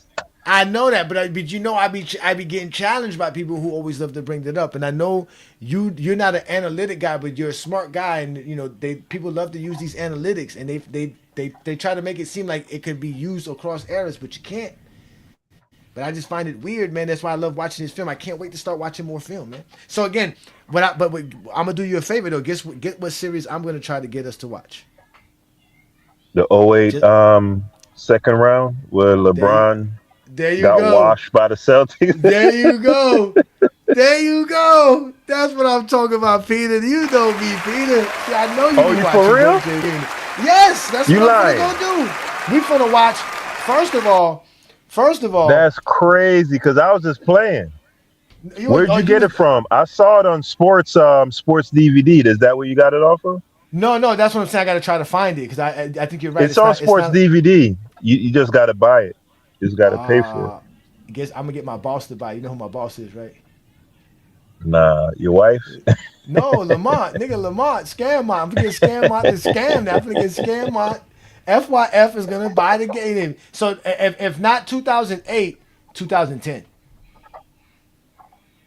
Yeah, Cause those last 3 games was very bad for LeBron. But if you watch the '08, you a real nigga because it's gonna look I'm great. You finna see how watch it. y'all be laughing at Jordan and shit, like Uh huh. fumbling the ball and that type of shit. If you watch that '08 series, it's gonna get very ugly for Oh, I LeBron. can't wait. I can't So wait. I can't wait till we find these games. And so we're gonna try to watch those two series as well over this summer.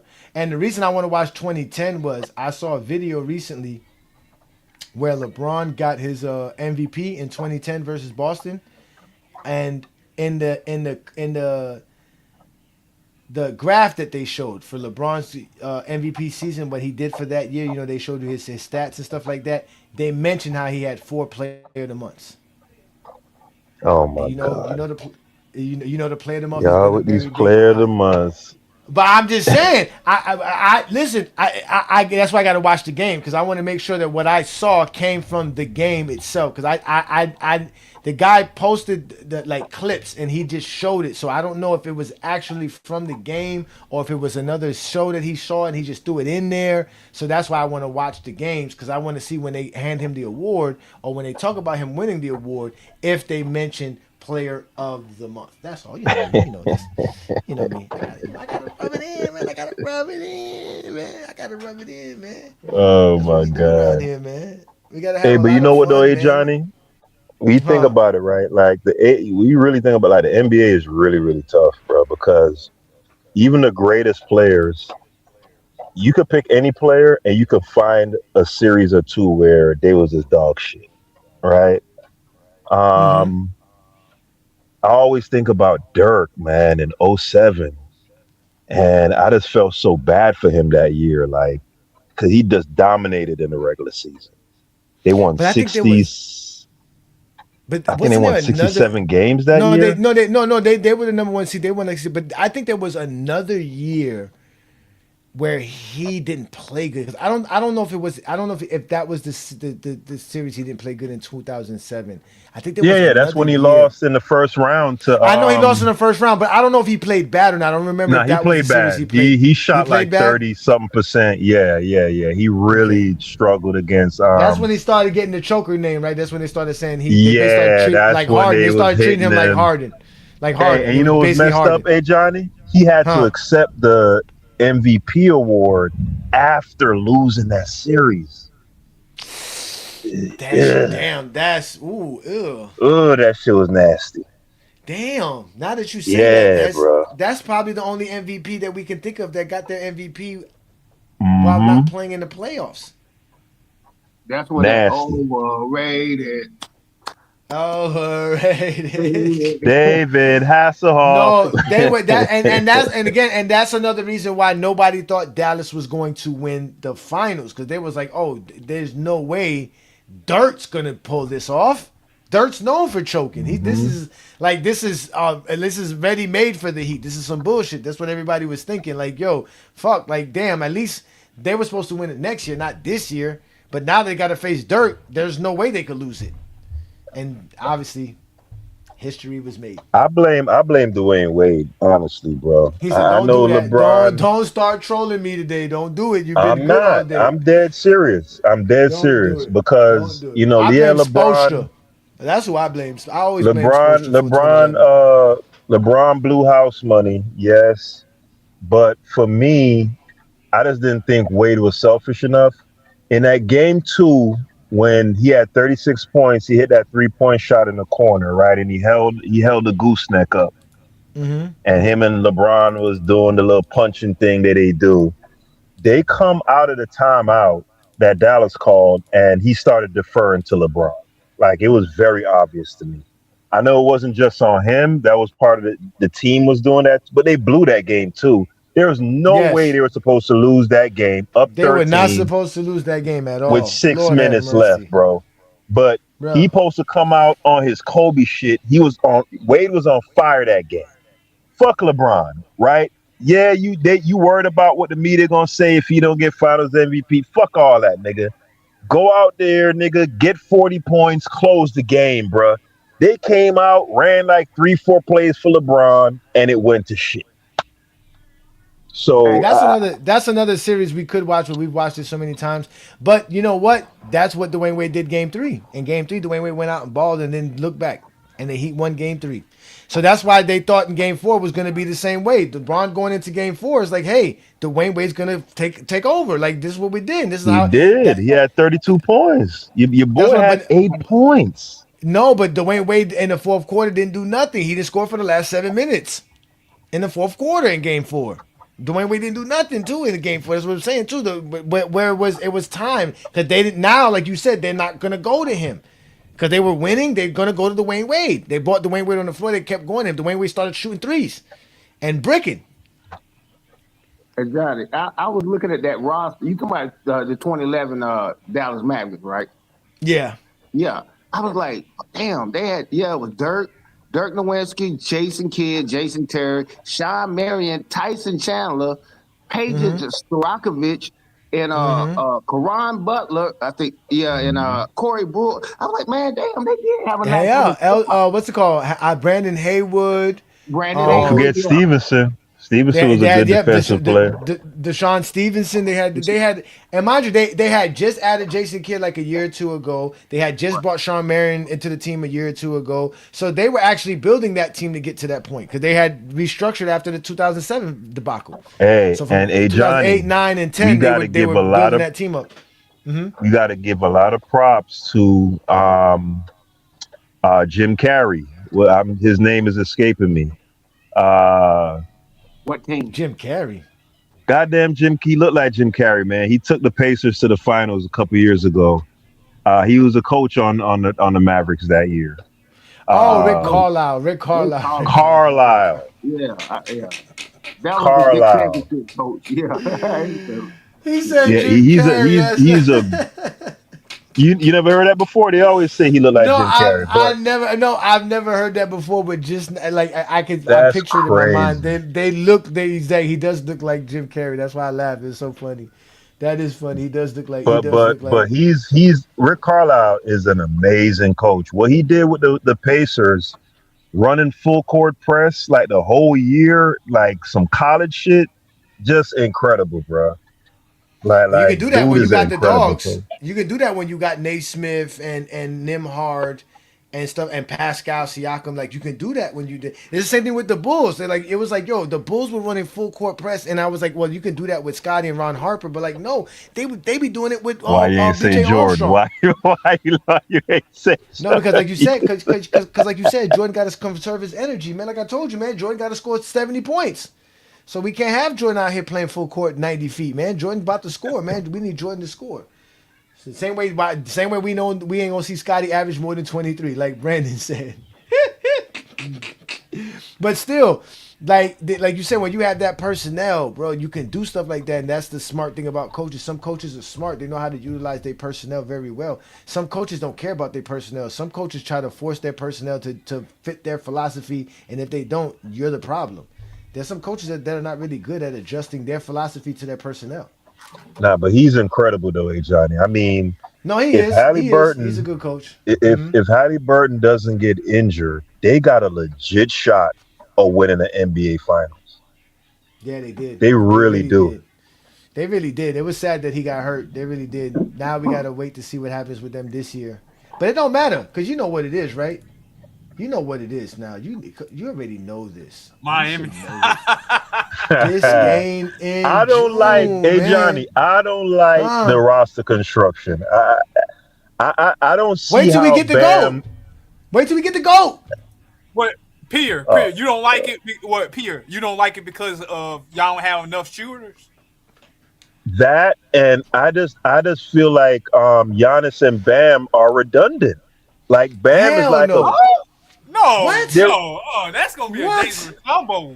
That's gonna be there be a beast. Did you hear my song? They play essentially the same game. No, they don't. Because Bam has a perimeter game. Bam can shoot. You believe in that shot because he made a couple this year. I don't believe in that shit. No, I believe in it. Yeah, Bam has developed his mid range and his perimeter shooting since he came into the league. Now, when he first came in the league, I agree with you. It was shaky, but in the last 2 to 3 years, yes, Bam has been very consistent. I feel very comfortable with him there because remember, Giannis is going to be going downhill all day. Can you imagine the dribble handoff with him and Giannis? Yeah. He reminds me of what that's what I'm saying. Can you Brooklyn imagine? Can you imagine him giving the screen for Giannis? Matt, that's what I'm saying. He's going to be screening for Giannis. So am I crazy for saying that I would have shipped Bam and kept Ware? Yeah, you crazy for that. Yeah, you crazy for that. Because Spo ain't gonna play Ware. He don't like Ware. You know, Bam is one of the best defensive big men in the league, bro. He is. I'm just going fit wise. I just think with Giannis, Ware is a better fit. The problem with the Heat is going to be in having a point guard to control the pace, because you ain't got to worry about but half court offense, you're good. You got Giannis and Bam. Your thing is controlling the pace, understanding the momentum of the game, being a floor general. They just need that. That's why they need a LeBron. Because as good as Davion Mitchell is as a ball facilitator, he doesn't do that well. He doesn't control the pace of the game. Someone like a Kyle Lowry, a Chris Paul, a Jason Kidd, these guys control the pace of a game.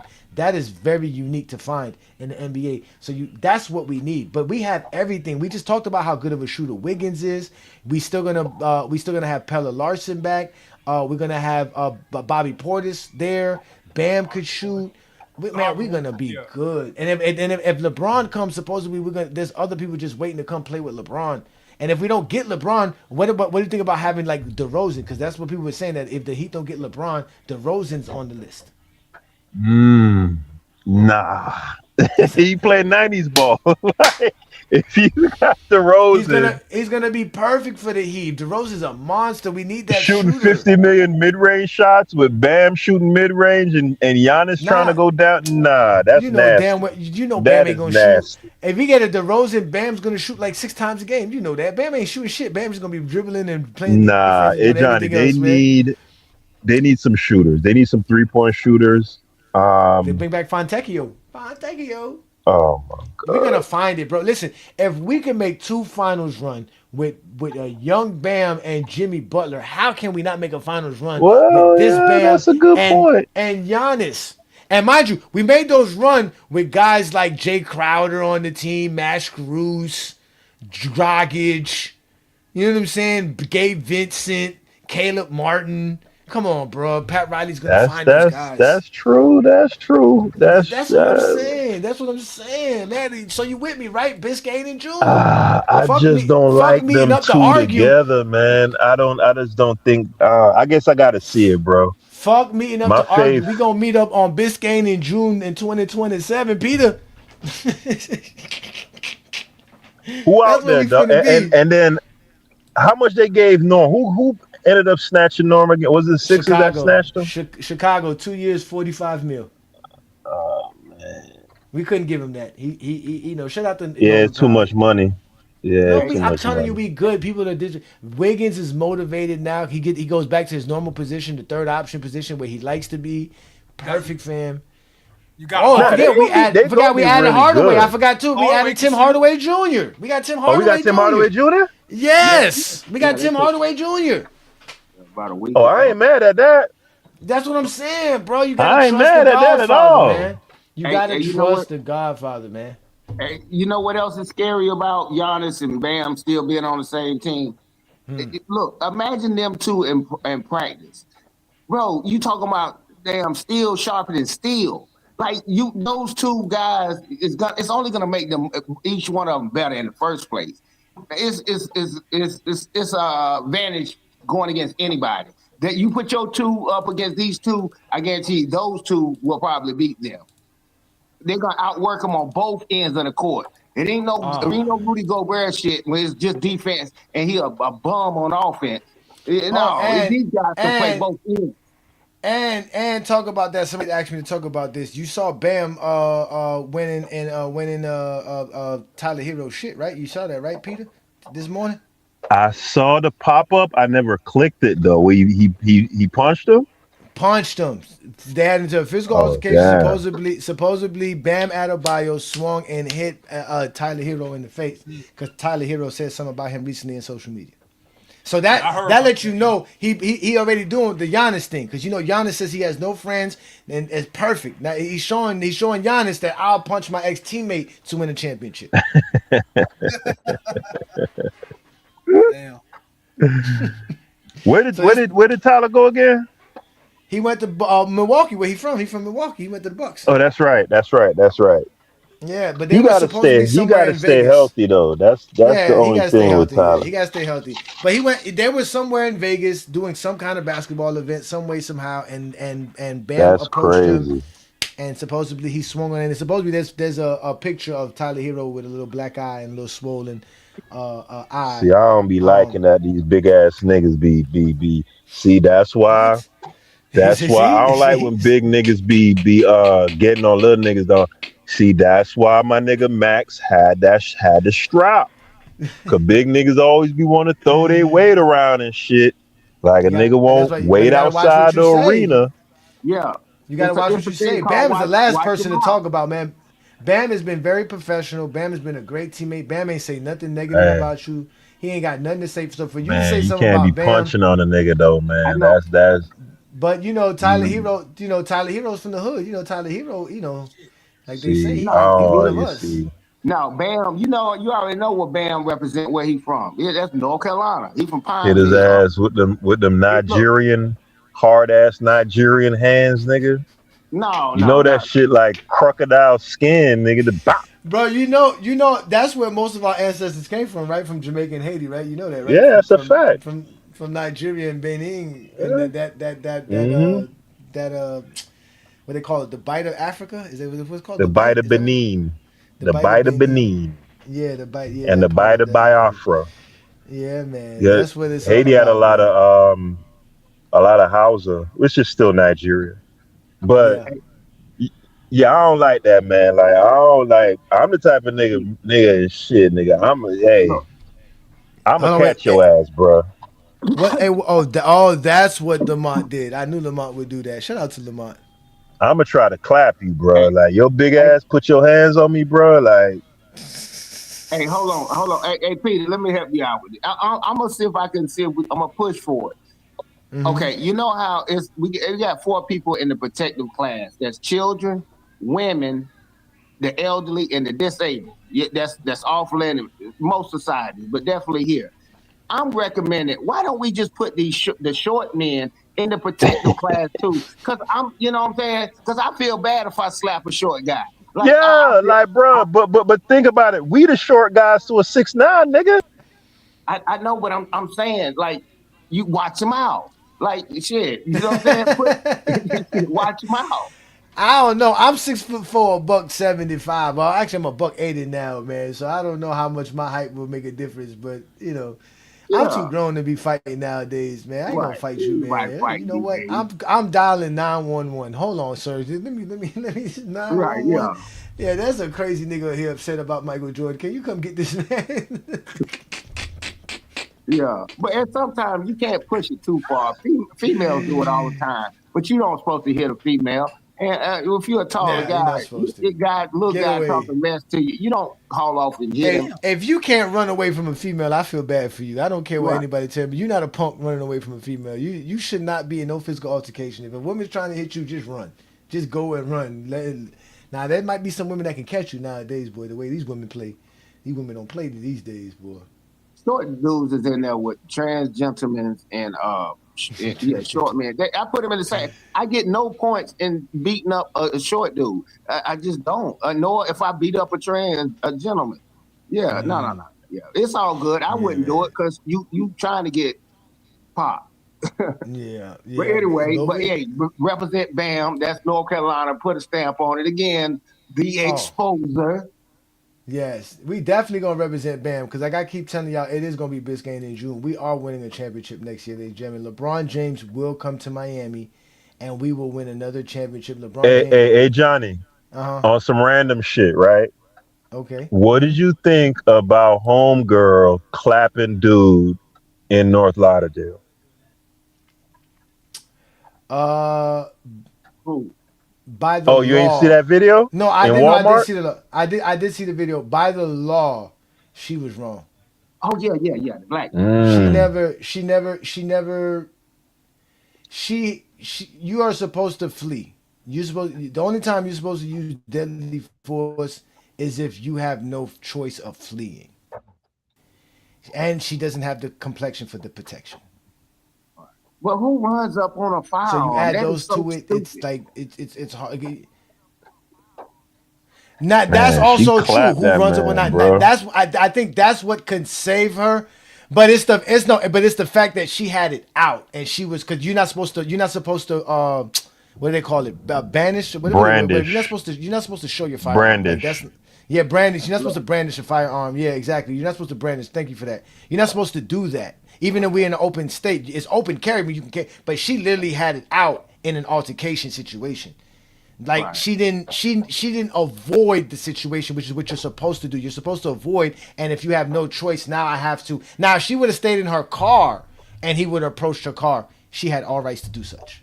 The fact that she was out the car and she could have went left, right, it ain't gonna go well for the old lady. I feel bad for her, and I feel bad for her peoples, man. It ain't gonna go well. It never goes well for us. Hey, he got the shock of his life, bro. Like she And really so it is clapped this family. man in the Walmart parking lot. That shit crazy. Clear as day, and stood there and say, I'll wait. Literally. So, but with that being said, once we get outside of talking basketball, it's time to end the Friday night exposure with the exposer. But again, we were having a great conversation with some fine men here. Like you see, we are all basketball fans. That's what I do here. GOAT James Kingdom. We just want basketball fans. And here on the Friday night exposure, we were discussing whether or not Stephen Curry should be in the top 20. I don't have him in my top 20 because I have a very strict criteria that goes to accolades and stats. Stephen Curry stats and accolades are not enough, but we're going to include winning in this category. So in the next 3 weeks, we're going to discuss my top 30, my top 35 greatest players. We're going to do the same thing. I'm going to have another pyramid, and it's going to be 36 players, and we're going to find out where they all rank, and I'm going to have them all ranked from 1 to 36, and we're going to have a fun doing that show. That'll be in a few weeks. This is the episode 147, so episode 150, we're talking about 3 weeks from now. But this is the Friday Night Exposure with the Exposer. I'm your boy, Ajani, the Exposer. I do this every Friday night with my GJK members, guys like 2 Cents, guys like Ochi Clips, guys like Juan Boy Inside. Shout out to all you guys who showed up here tonight as GOAT James Kingdom members. Also, shout out to Iron Man and Peter Bag Juice and Brandon Katz and all you guys that showed up here. Or even what's his name? What's the guy's name? The one that got upset, Ace Boogie. Shout out to Ace Boogie, man. Peace and blessings. But if y'all want to actually don't talk basketball and just want to watch film with us, because we actually watch games, catch us on either TikTok or right here on YouTube, where we do the GJK Summer Film Sessions, where all we do is watch film about old games, new games, and have a watch party of watching basketball. That's all we do here on GOAT James Kingdom. Also, don't forget on Saturday nights, we do the TikTok Takeover Live with FYF Sports Debate. Shout out to Lamont, man. Peace and blessings, Lamont, man. You are definitely one of the best bosses I've ever had in my life, and one of the best scammers I ever met in my life. And that's really tough to say in Miami. There's a lot of scammers down here. So shout out to Lamont, man. Peace and blessings to him. And we're going to be on TikTok Live tomorrow. Also, don't forget to check out Sunday's show with Brandon B. Lee, Ajani, GOAT James Kingdom show every Sunday, noon Eastern time, right here.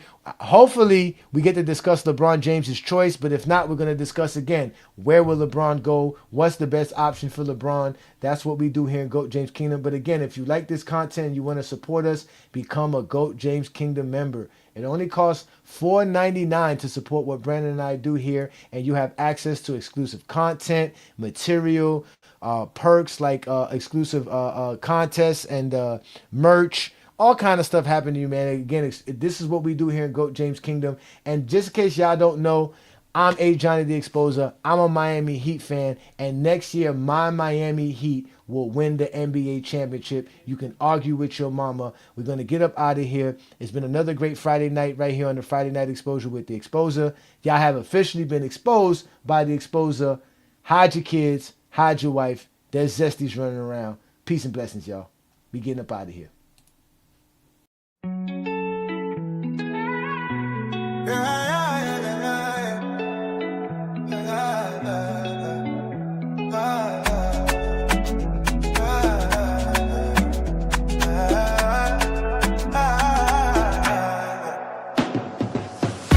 We got the Greek freak. Biscayne is the name of the street. Next summer, that's where we'll be. Cruising down through clouds, holding a trophy. We got the Greek freak. Biscayne is the name of the street. Next summer, that's where we'll be. Cruising down through crowds, holding a trophy. The Godfather did again. It's time to begin.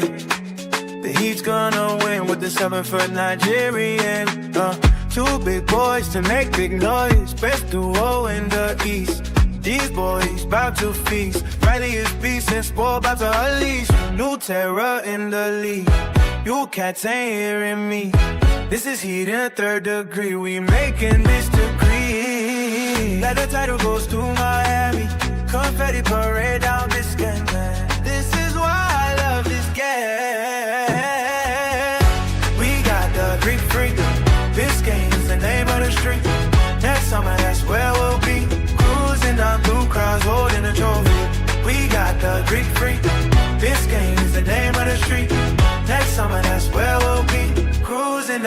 crowds holding a trophy.